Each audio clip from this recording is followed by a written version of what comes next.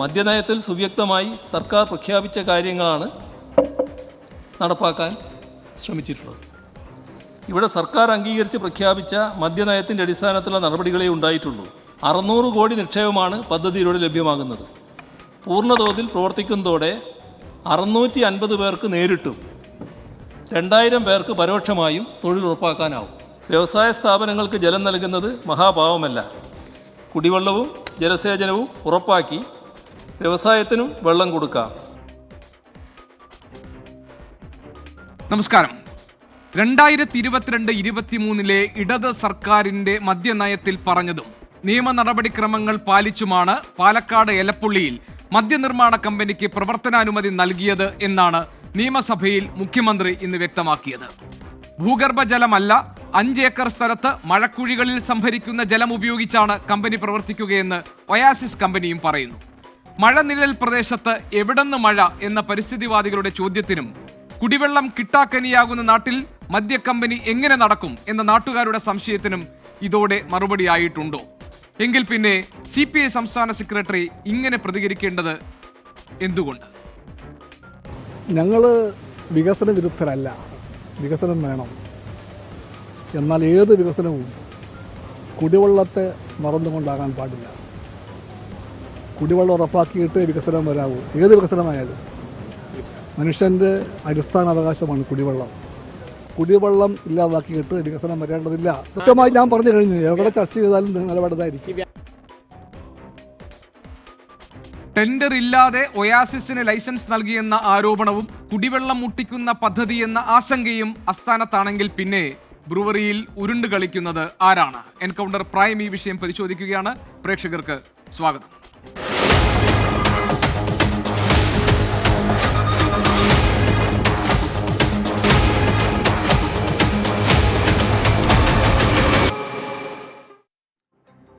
CPIഎമ്മിനെ പ്രതിനിധീകരിച്ച് ഈ ചർച്ചയിൽ പങ്കെടുക്കാനുള്ളത് ശ്രീ ജെയ്സി തോമസ് ആണ്. കോൺഗ്രസിനെ പ്രതിനിധീകരിച്ച് ഡോക്ടർ ജിൻഡോ ജോൺ ഈ ചർച്ചയുടെ ഭാഗമാകും.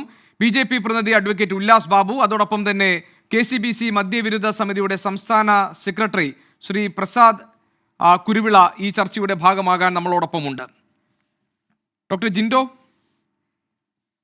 650 പേർക്ക് നേരിട്ടും ഏതാണ്ട് 2000-ലധികം പേർക്ക് പരോക്ഷമായും തൊഴിൽ ഉറപ്പാക്കുന്നതും 600 കോടി വില മതിക്കുന്നതുമായ ഒരു പദ്ധതി സംസ്ഥാന സർക്കാർ ഈ എലപ്പുള്ളിയിൽ കൊണ്ടുവരാൻ ശ്രമിക്കുന്നത് 2022-23 മദ്യനയത്തിൽ പറഞ്ഞ കാര്യങ്ങളുടെ അടിസ്ഥാനത്തിലാണ് എന്നും ടെൻഡർ വിളിച്ചില്ല, എങ്ങനെ ടെൻഡർ വിളിക്കാതെ മുന്നോട്ട് പോകുന്നു എന്ന പ്രതിപക്ഷത്തിൻ്റെ ആരോപണത്തിന് നിക്ഷേപം സ്വീകരിക്കുന്ന ഈ സമയത്ത് ടെൻഡർ വിളിക്കേണ്ട ഒരാവശ്യമില്ല എന്നുമൊക്കെ മുഖ്യമന്ത്രി ഇന്ന് സഭയിൽ ഈ വിഷയത്തിൽ പ്രതിപക്ഷം ഉന്നയിച്ചിട്ടുള്ള ആരോപണങ്ങൾക്ക് മറുപടിയായി പറഞ്ഞിട്ടുണ്ട്. ഇതിൽ വ്യക്തമാകാത്ത എന്ത് പുതിയ കാര്യമാണ് പ്രതിപക്ഷത്തിനുള്ളത്?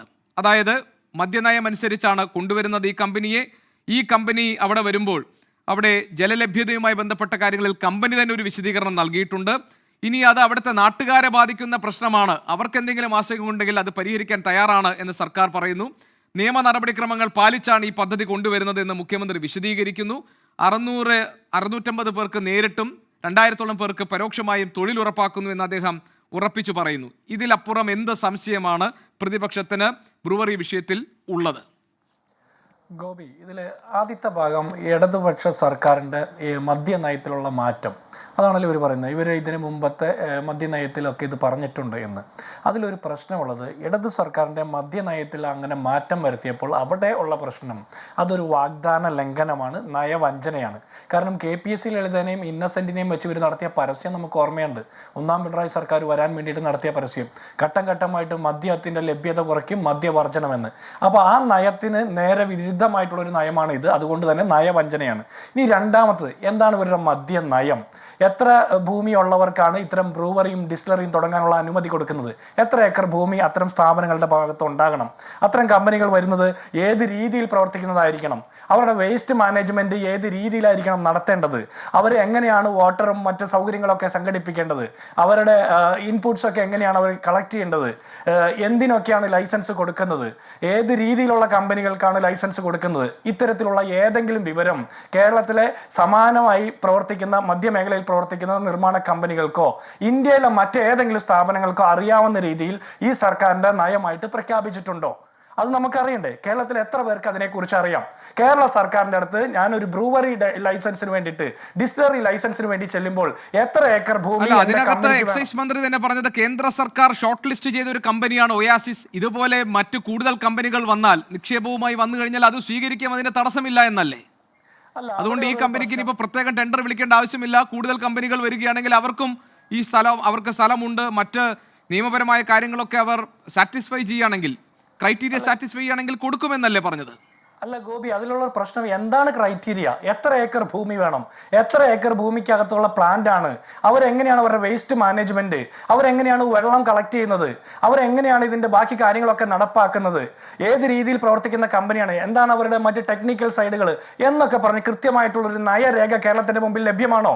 ഇപ്പൊ എനിക്കൊരു കമ്പനി ഉണ്ട്, എൻ്റെ കയ്യിൽ 5 ഏക്കർ സ്ഥലമുണ്ട്, അതുമായിട്ട് ചെന്നാൽ ഈ ബ്രൂവറിക്കും ഡിസ്റ്റിലറിക്കും ലൈസൻസ് കിട്ടുന്ന സാഹചര്യമുണ്ടോ എന്ന് ഞാൻ എങ്ങനെ അറിയും?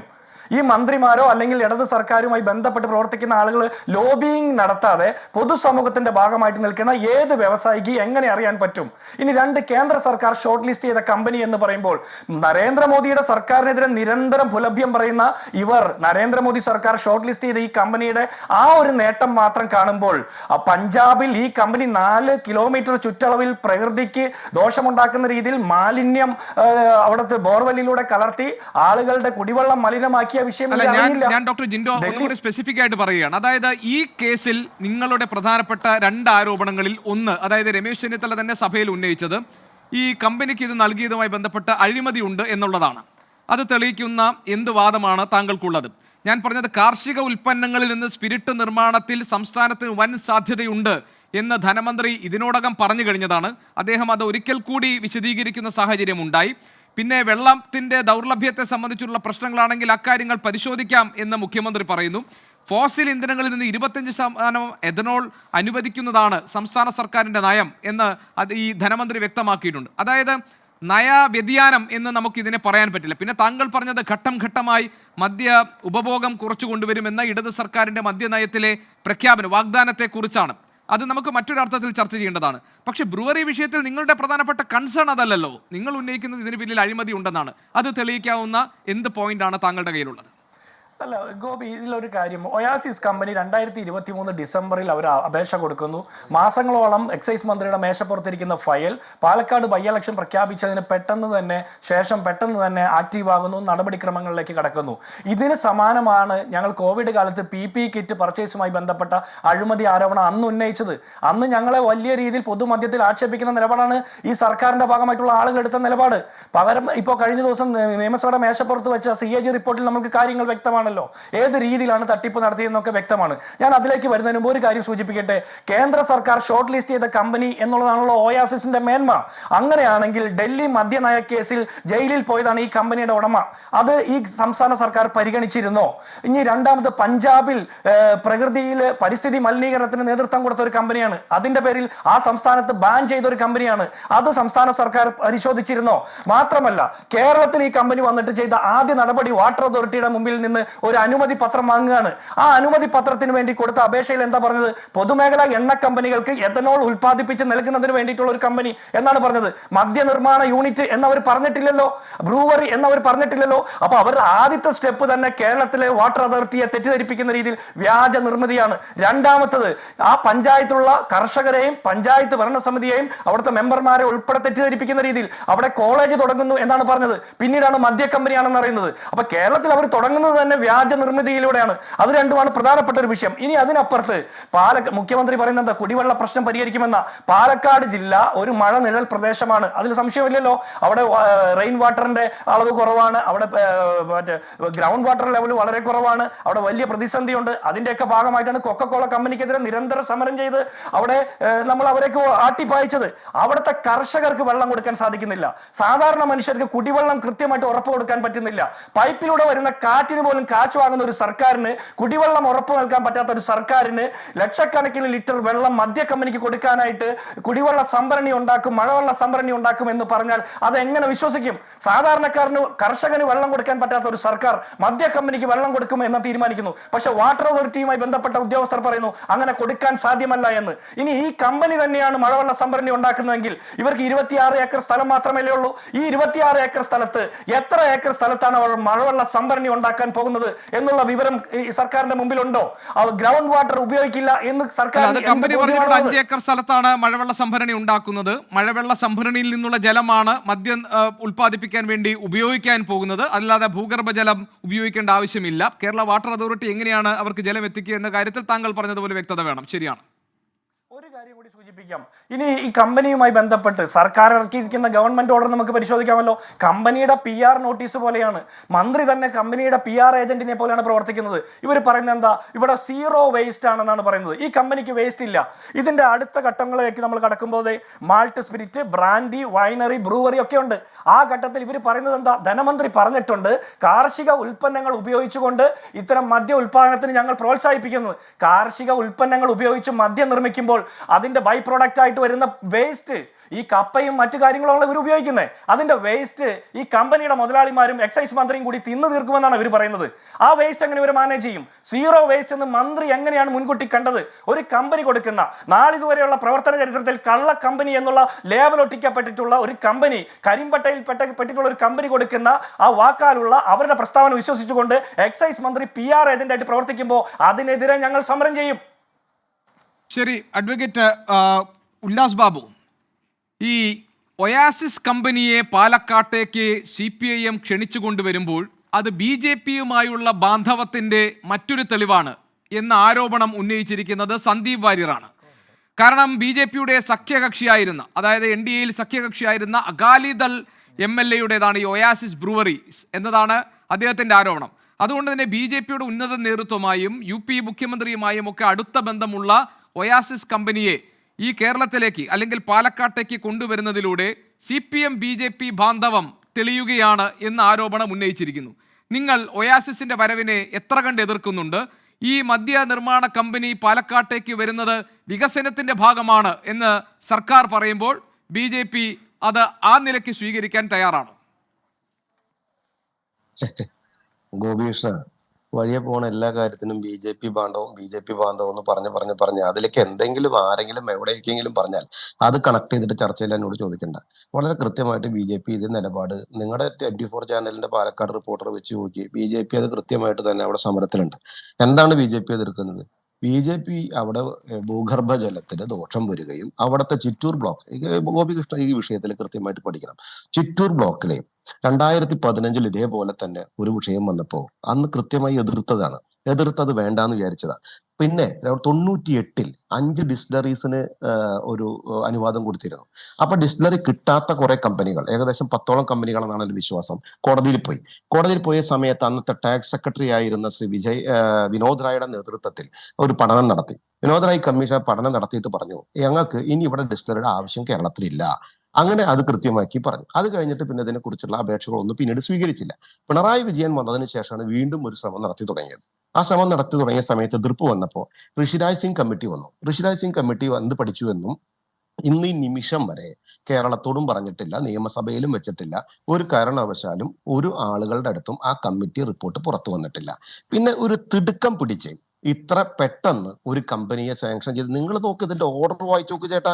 ഓർഡറിൽ കൃത്യമായി പറഞ്ഞു 0 യൂണിറ്റ് ഡിസ്ചാർജ് സാങ്കേതിക വിദ്യയെ അടിസ്ഥാനമാക്കിയിട്ടതാണെന്നും പരിസ്ഥിതി മന്ത്രാലയം അനുശാസിക്കുന്ന എല്ലാ മാനദണ്ഡങ്ങളും പാലിക്കുമെന്നും ഈ പ്രൊജക്ടിന് ആവശ്യമായ ജലം നൽകുന്നതിന് കേരള വാട്ടർ അതോറിറ്റി അനുമതി നൽകിയിട്ടുണ്ടെന്നും നിലവിലെ നിയമപ്രകാരം റെയിൻ വാട്ടർ ഹാർവെസ്റ്റിംഗ് നടത്തി മഴവെള്ളം സംഭരിക്കാനുള്ള പദ്ധതിയും ഉണ്ടെന്നൊക്കെ പറഞ്ഞിട്ട് അവരുടെ ഒരു PR ഏജൻസി പോലെ അവരുടെ ഒരു യൂണിറ്റ് പ്രവർത്തിച്ച് ഇറക്കുന്നത് പോലെയാണ് ഗവൺമെന്റ് ഓർഡർ ഇറക്കിയത്. Jayathilakan IAS additional chief secretary ഗവർണറുടെ പ്രകാരം എന്നും പറഞ്ഞിട്ട് ഇറക്കിയിട്ടുള്ള എക്സൈസ് കമ്മീഷണർ തിരുവനന്തപുരം, അങ്ങനെ എല്ലാവർക്കും നോട്ടീസ് കൊടുത്തിട്ടുള്ള ഡീറ്റെയിൽ അനുസരിച്ചുള്ള ഓർഡറിൽ ഇങ്ങനെ പറഞ്ഞിരിക്കുന്നത്. ഈ വാട്ടർ അതോറിറ്റിയുടെ പ്രധാന ആളുകൾ നിങ്ങളുടെ മാധ്യമ പ്രവർത്തകർ ചെന്നപ്പോൾ പറഞ്ഞല്ലോ, ഞാൻ അങ്ങനെയല്ല ചെയ്തത്. കിൻഫ്രയ്ക്ക് കൊടുക്കുന്ന 10 ദശലക്ഷം ലിറ്റർ വെള്ളം അതിൽ നിന്ന് ഇവർക്ക് കൊടുക്കാമെന്ന് പറഞ്ഞു. ഇവർ ഇന്ന കാര്യത്തിനാണ് എന്ന് പറഞ്ഞില്ല. പിന്നെ ഇവർ ഇന്ന് എന്താ പറഞ്ഞ 5 ഏക്കറിൽ റെയിൻ വാട്ടർ എന്ന് പറഞ്ഞ മഴവെള്ള സംഭരണി ഉണ്ടാക്കും. 24 ഏക്കർ ഉള്ളതോടെ 24 ഏക്കറിൽ 5 ഏക്കർ ഇതിന് മാറ്റിവെച്ചാൽ സ്വാഭാവികമായിട്ട് 6 ഏക്കറോളം വേണം ഇവരുടെ 0 ഡിസ്ചാർജ് പരിപാടി നടത്തണമെങ്കിൽ. അതും കഴിഞ്ഞാൽ ഇവർക്ക് ഇത് കൃത്യമായി നടത്തിക്കൊണ്ടുപോകാൻ പറ്റുന്നതാണ് പറയുന്നത്. ഈ 5 ഏക്കറുള്ള മഴവെള്ളം കൊണ്ട് നടക്കുന്നതാണോ പറയുന്നത്. 8 ലക്ഷം കപ്പാസിറ്റിയാണ് അവർ പറയുന്നത് കേസിംഗ് എന്ന് പറയപ്പെടുന്നത്. അത് കഴിഞ്ഞാൽ പിന്നെ സ്പിരിറ്റിന്റെ, അത് കഴിഞ്ഞാൽ എത്തനോള്, ഇതൊക്കെ അടക്കം ഏകദേശം 30 ലക്ഷം ലിറ്റർ വെള്ളം വേണം ഒരു ദിവസം.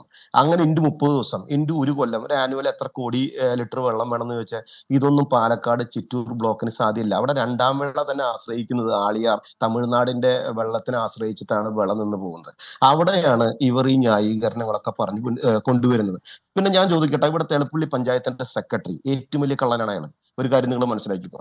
അദ്ദേഹം എന്താ പറഞ്ഞത്, ചീഫ് സെക്രട്ടറി ഈ വിഷയവുമായി ബന്ധപ്പെട്ട് 6 മാസം മുൻപ് നടത്തിയിട്ടുള്ളൊരു യോഗമുണ്ട്. ആ യോഗത്തില് അദ്ദേഹം പങ്കെടുത്തിട്ട് അദ്ദേഹത്തിനോട് ചോദിച്ചു ഉത്തരേ എന്താ, ഇവിടെ ആർക്കെങ്കിലും പരാതി ഉണ്ടോ? അപ്പൊ ആ വ്യക്തി പറഞ്ഞു എന്നാണ് പറയുന്നത്, ഇവിടെ ആർക്കും പരാതിയില്ല. അങ്ങനെയാണോ? ഇതേപോലെ ഒരു വിഷയം വരുമ്പോൾ, ആ നാടിന്റെ ജലസ്രോതസ്സിന് ദോഷം വരുന്ന ഒരു വിഷയം വരുമ്പോൾ, സമൂഹത്തിന് പ്രയാസം വരുന്ന ഒരു വിഷയം വരുമ്പോൾ, താരതമ്യേന മഴ കുറവുള്ള ചിറ്റൂർ പ്രദേശത്തെ കൃത്യമായിട്ട് അറിയുന്ന ഒരു സെക്രട്ടറി, ആ ബ്ലോക്ക് പ്രദേശത്ത് കൃത്യമായി അറിയുന്ന ഒരു സെക്രട്ടറി എന്താ ഇങ്ങനെ തീരുമാനം പറയാ? പിന്നെ ഞാൻ ചോദിച്ചോട്ടെ, ഇതേ സ്ഥലത്ത് തന്നെ തൊട്ടപ്പുറത്തുള്ള കൊഴിഞ്ഞാമ്പാറ പഞ്ചായത്തില് ഒരു ഡിസ്റ്റിലറി 4 വർഷമായിട്ട് അവിടെ അപേക്ഷ കൊടുത്തിട്ടുണ്ട്, വെള്ളത്തിന് വേണ്ടിയിട്ടും ലൈസൻസ് പുതുക്കുന്നതിന് വേണ്ടിയും. ആ ഡിസ്റ്റിലറിയുടെ പേരെന്താണെന്നറിയോ? മലബാർ ഡിസ്റ്റിലറി എന്നാണ്. എന്താ അവർക്ക് ഈ ആവേശം അതിന് കാണിക്കാഞ്ഞത്? അത് കഴിഞ്ഞ കഞ്ചിക്കോടുള്ള NT ഗ്രൂപ്പിന്റെ, NT പുരുഷോത്തമൻ എന്ന് പറയപ്പെടുന്ന NT ഗ്രൂപ്പിന്റെ കേരള ഡിസ്റ്റിലറി, അവരും 4 വർഷമായിട്ട് ഇതേപോലെ തന്നെ വെള്ളത്തിന് വേണ്ടിയിട്ടും ലൈസൻസിന് വേണ്ടി ശ്രമിച്ചുകൊണ്ടിരിക്കുന്നുണ്ട്. 36,80,000 ലിറ്റർ കപ്പാസിറ്റി ഉള്ള കമ്പനികൾ, ഡിസ്റ്റിലറീസ് ഇന്ന് നിലവിൽ കേരളത്തിലുണ്ട്. അത് 3 ക്ലോസ് ചെയ്തത് കഴിച്ചാൽ 19,30,000 ലിറ്റർ മാത്രമാണ് ഇപ്പൊ അവിടെ ഉൽപ്പാദിച്ചുകൊണ്ടിരിക്കുന്നത്. എന്ന് പറഞ്ഞാൽ 53% മാത്രമാണ് നിലവിലുള്ള കേരളത്തിലെ ഡിസ്റ്റിലറീസിൽ നിന്ന് കിട്ടുന്നത്. അവിടുത്തെ തൊഴിലില്ലായ്മ, അവിടുത്തെ തൊഴിൽ ആളുകൾക്ക് പ്രയാസം അനുഭവിക്കുന്നത് പരിഹരിക്കാൻ ഈ സർക്കാർ തയ്യാറായിട്ടുണ്ടോ? അപ്പൊ എന്താണ് മന്ത്രി പറഞ്ഞത്? ഇവരെല്ലാവരും പുറത്തുനിന്നാണ്, 8% മാത്രമേ ഇവിടെയുള്ളൂ, ബാക്കിയുള്ള പുറത്തുനിന്നാണ് മദ്യം കൊണ്ടുവരുന്നത്, അതുകൊണ്ട് തന്നെ നികുതി പ്രശ്നം ഉണ്ടാവും. പക്ക നുണയാണ്, ഒരു നികുതി പ്രശ്നം അവിടെ ഉണ്ടാവില്ല. ഇത് സർക്കാർ ഈ പരിപാടിയൊക്കെ ബൈ ഇലക്ഷന്റെ മറവിൽ കൃത്യമായിട്ട് ചട്ടപ്പെട്ട ഒന്നല്ല ഒപ്പിട്ട് കൊടുത്തിരുന്ന മുഖ്യമന്ത്രിയുടെ ഓഫീസിൽ ഇങ്ങനെ ചോന്ന നാടുകൾ ഇങ്ങനെ തുറക്കായിരുന്നു, ഷട്ടർ തുറക്കണേ. എന്താ അതിന്റെ അടിസ്ഥാനം? കൃത്യമായിട്ടുള്ള അഴിമതി ഉണ്ട് എന്ന് തന്നെയാണ്. ആ നാടിന് ഇത് താങ്ങാനുള്ള വ്യവസ്ഥയില്ല. റോ മെറ്റീരിയൽസ് എന്ന് പറയുന്ന പ്രധാനപ്പെട്ട അരി, ആ അരി പാലക്കാടിൽ ഉണ്ടെന്നാണ് ഇവർ പറയണത്. എന്ത് വിഡ്ഢിത്തരമാണ് ഇവർ പറയുന്നത്. ഇവിടെ കേരളത്തിൽ തന്നെ അരി കഴിക്കാനായിട്ട് തമിഴ്നാടിന്റെയും ആന്ധ്രയുടെയും ഒറീസയുടെയും ആസാമിനെയും ആശ്രയിച്ചിട്ടാണ് ഇവിടെ അരി വന്നുകൊണ്ടിരിക്കുന്നത്. അപ്പൊ പാലക്കാട്ടത്തെ ആ റോ മെറ്റീരിയൽ കപ്പയ്ക്കൊപ്പം അരിയും ഒക്കെ അവിടെ നിന്ന് ഉപയോഗിച്ച് കർഷകനെ സംരക്ഷിക്കാമെന്നാണ് പറയുന്നത്. രണ്ടാം വിളയ്ക്ക് അളിയ ഡാമെന്ന് വെള്ളം എത്തിക്കാൻ സാധിക്കാത്ത സർക്കാരിന്റെ അടിസ്ഥാനത്തിൽ ചിറ്റൂർ ബ്ലോക്കിനകത്ത് പാടം കത്തിച്ച കർഷകനുള്ള സമയത്താണ് ഈ അഭ്യാസം നടത്തുന്നത് എന്നുള്ള യാഥാർത്ഥ്യം കൂടി നിങ്ങൾ മനസ്സിലാക്കണം. ഇത് കൃത്യമായി അഴിമതിയുണ്ട് എന്നുള്ളത് ഒരു സംശയവും വേണ്ട. എന്താണ് ഇവർക്ക് ഇത്ര തിരക്ക്? എക്സൈസ് വകുപ്പ് മന്ത്രി വളരെ സ്പീഡിലാണല്ലോ അങ്ങ് CPI ഓഫീസിലേക്ക് പോകുന്നു, അങ്ങ് ഇതിനകത്ത് അവർ പറയുന്നത് ഒന്ന് കാർഷിക മേഖലയെ ഉത്തേജിപ്പിക്കുമെന്നാണ് സർക്കാർ പറയുന്നത്. പിന്നെ താങ്കൾ പറഞ്ഞതിൽ നിന്ന് ഒരു വ്യത്യാസം, ഉപയോഗശൂന്യമായ അരി, അതുപോലെ ചോളം, പിന്നെ പച്ചക്കറി വേസ്റ്റ്, അതുപോലെ മരച്ചീനി, സ്റ്റാർച്ച്, ഇതൊക്കെയാണ് മദ്യനിർമ്മാണത്തിന്റെ അസംസ്കൃത വസ്തുക്കളായി ഉപയോഗിക്കാൻ പോകുന്നതെന്നാണല്ലോ സർക്കാർ പറയുന്നത്. ശരിയെന്നേ, സർക്കാർ കാർഷിക മേഖലയെ സംരക്ഷിക്കുമെന്ന് പറയുമ്പോൾ സാമാന്യന അരി ഭക്ഷണം കഴിക്കുന്ന ഗോപികൃഷ്ണൻ അത് അംഗീകരിക്കുന്നുണ്ടോ? ഗോപികൃഷ്ണൻ, ഞാൻ കൃത്യമായി പറഞ്ഞല്ലോ, 20 ഡിസ്റ്റിലറീസ് നിലവിലുണ്ട്. അത് യുണൈറ്റഡ് ഡിസ്റ്റിലറീസ് ചേർത്തലയും പാലക്കാടും അടക്കമുള്ളത്, മീനാക്ഷിപുരത്ത് അടക്കമുള്ളത് പൂട്ടിയിട്ടിരിക്കുന്നു. 36,80,000 ലിറ്റർ കപ്പാസിറ്റി ഉള്ള കമ്പനികൾ നിലവിൽ ഉണ്ടാക്കുന്നത് 19,30,000 മാത്രമാണ്. 53% മാത്രമാണ് പ്രൊഡക്ഷൻ നടക്കുന്നത്. അവിടെ ഇത്ര ജനങ്ങൾക്ക്, ഏകദേശം ആയിരക്കണക്കിന് വരുന്ന തൊഴിലാളികൾക്ക് തൊഴിൽ നഷ്ടപ്പെടുന്നുണ്ട്. അവരുടെ ഈ ഉൽപാദനം കൂട്ടിയിട്ട് പ്രവർത്തനം നടത്തുകയാണോ വേണ്ടത്? ഇതിന്റെ തൊട്ടപ്പുറത്തുള്ള കൊഴിഞ്ഞാമ്പാറയും ഇതിന്റെ തൊട്ടപ്പുറത്തുള്ള കഞ്ചിക്കോടും ഇപ്പോഴും വെള്ളത്തിനും ലൈസൻസിനും വേണ്ടി കാത്തിരിക്കുന്ന മലബാറും കേരളയ്ക്കും ഇവർക്ക് കൃത്യമായിട്ടുള്ള 4 വർഷം കാത്തിരിക്കാതെ ഈ 2 ആഴ്ചയിലെ പദ്ധതി പ്രകാരം അവരുടെ പ്രശ്നം എന്താണെന്ന് പരിഹരിച്ച് അവർക്ക് സാധ്യമാകുന്നുണ്ടെങ്കിൽ അത് നടപ്പിലാക്കി കൊടുക്കുകയാണോ വേണ്ടത്? അത് പുതിയ ഒരുത്തരം, നേരത്തെ ബഹുമാനായിട്ട് ശ്രീ ജിൻഡോ ജോൺ പറഞ്ഞ പോലെ പഞ്ചാബിലും വേഷം കെട്ട് കാണിച്ച് ജനങ്ങളെ ഓടിച്ച് കൃത്യമായിട്ട് നടപ്പിലാക്കാതെ എല്ലാവിധ തട്ടിപ്പ് പരിപാടികളുള്ള ഈ കമ്പനിയെ ഇവിടേക്ക് വിളിച്ചു കൊണ്ടുവന്ന് അതിനകത്ത് സ്പീഡായിട്ടുള്ള കാര്യങ്ങൾ നടത്തി 2023 ഇവര് ടെൻഡറിൽ പങ്കെടുക്കുന്ന സമയത്ത് ഇവർ കൃത്യമായിട്ട് അതിന്റെ അപേക്ഷ കൊടുത്തിട്ടുണ്ടെന്നേ. എളപ്പള്ളി പഞ്ചായത്തില് ഒരു അഡ്രസ്സിന്റെ പേരുണ്ട് ഇവരുടെ, ആ അഡ്രസ്സ് പ്രകാരം കൊടുത്തിട്ടുണ്ട്. കേന്ദ്ര സർക്കാരിന്റെ നോംസ് പ്രകാരം ആ അഡ്രസ്സിൽ ഇവർ ടെൻഡറിൽ പങ്കെടുത്താൽ ആ അഡ്രസ്സ് മാറ്റാൻ പറ്റില്ല എന്നുള്ളതാണ്. വെങ്ങോലി, എളപ്പള്ളി പഞ്ചായത്ത് വെങ്ങോലി എന്ന അഡ്രസ്സിലാണ് ഇവർ ടെൻഡറിൽ പങ്കെടുത്തിരിക്കുന്നത്. ചോദിക്കുന്നത്. അപ്പൊ 650 കോടി രൂപയോളം ഇൻവെസ്റ്റ് ചെയ്യുന്ന ഒരു കമ്പനി ഈ അഡ്രസ്സിൽ അവർ അപേക്ഷ കൊടുക്കുന്ന സമയത്ത് ഇവർക്ക് സർക്കാരിന്റെ വാക്കാലുള്ള ഉറപ്പ് ധൈര്യമായിട്ട് ഇരുന്നു കൊള്ളുക എന്ന് പറഞ്ഞ ഉറപ്പ് കിട്ടാതെയാണ് ഇവർ പരിപാടിയിൽ പങ്കെടുത്തതെന്ന് നിങ്ങൾക്ക് തോന്നുന്നുണ്ടോ? അപ്പൊ ഇതിനകത്ത് തെളിവ് രേഖകൾ എന്നൊന്നും പറയണ്ട. ഇത് പ്രഥമ ദൃഷ്ട്യ കേരളത്തിലെ സാധാരണക്കാരായിട്ടുള്ള ജനങ്ങൾക്ക് കൃത്യമായിട്ട് ഇതിന്റെ കാര്യങ്ങൾ പഠിച്ചു കഴിഞ്ഞാൽ കള്ളത്തരവും അഴിമതിയും ഇതിന്റെ പുറകിൽ നല്ല സാമ്പത്തിക ലാഭവും ഇടതുപക്ഷ രാഷ്ട്രീയ സംവിധാനത്തിന് കിട്ടിയിട്ടുണ്ടെന്ന് മനസ്സിലാക്കാൻ ഒരു തരത്തിലുള്ള പേപ്പറിന്റെയും ഇത് വേണ്ട. സാമാന്യ ബുദ്ധി സമൂഹത്തിനുണ്ട് എങ്കിൽ അത് മനസ്സിലാക്കാൻ സാധിക്കും. ഞാൻ താങ്കളിലേക്ക് തിരിച്ചു വരാം. ശ്രീ പ്രസാദ് കുരുവിള നമ്മളോടൊപ്പം ഉണ്ട്. ശ്രീ പ്രസാദ് കുരുവിള, KCBC ഇതിനെ എതിർക്കുന്നത് ഇതൊരു മദ്യനിർമ്മാണശാലയാണ് എന്ന ഒരൊറ്റ കാരണം കൊണ്ടാണോ?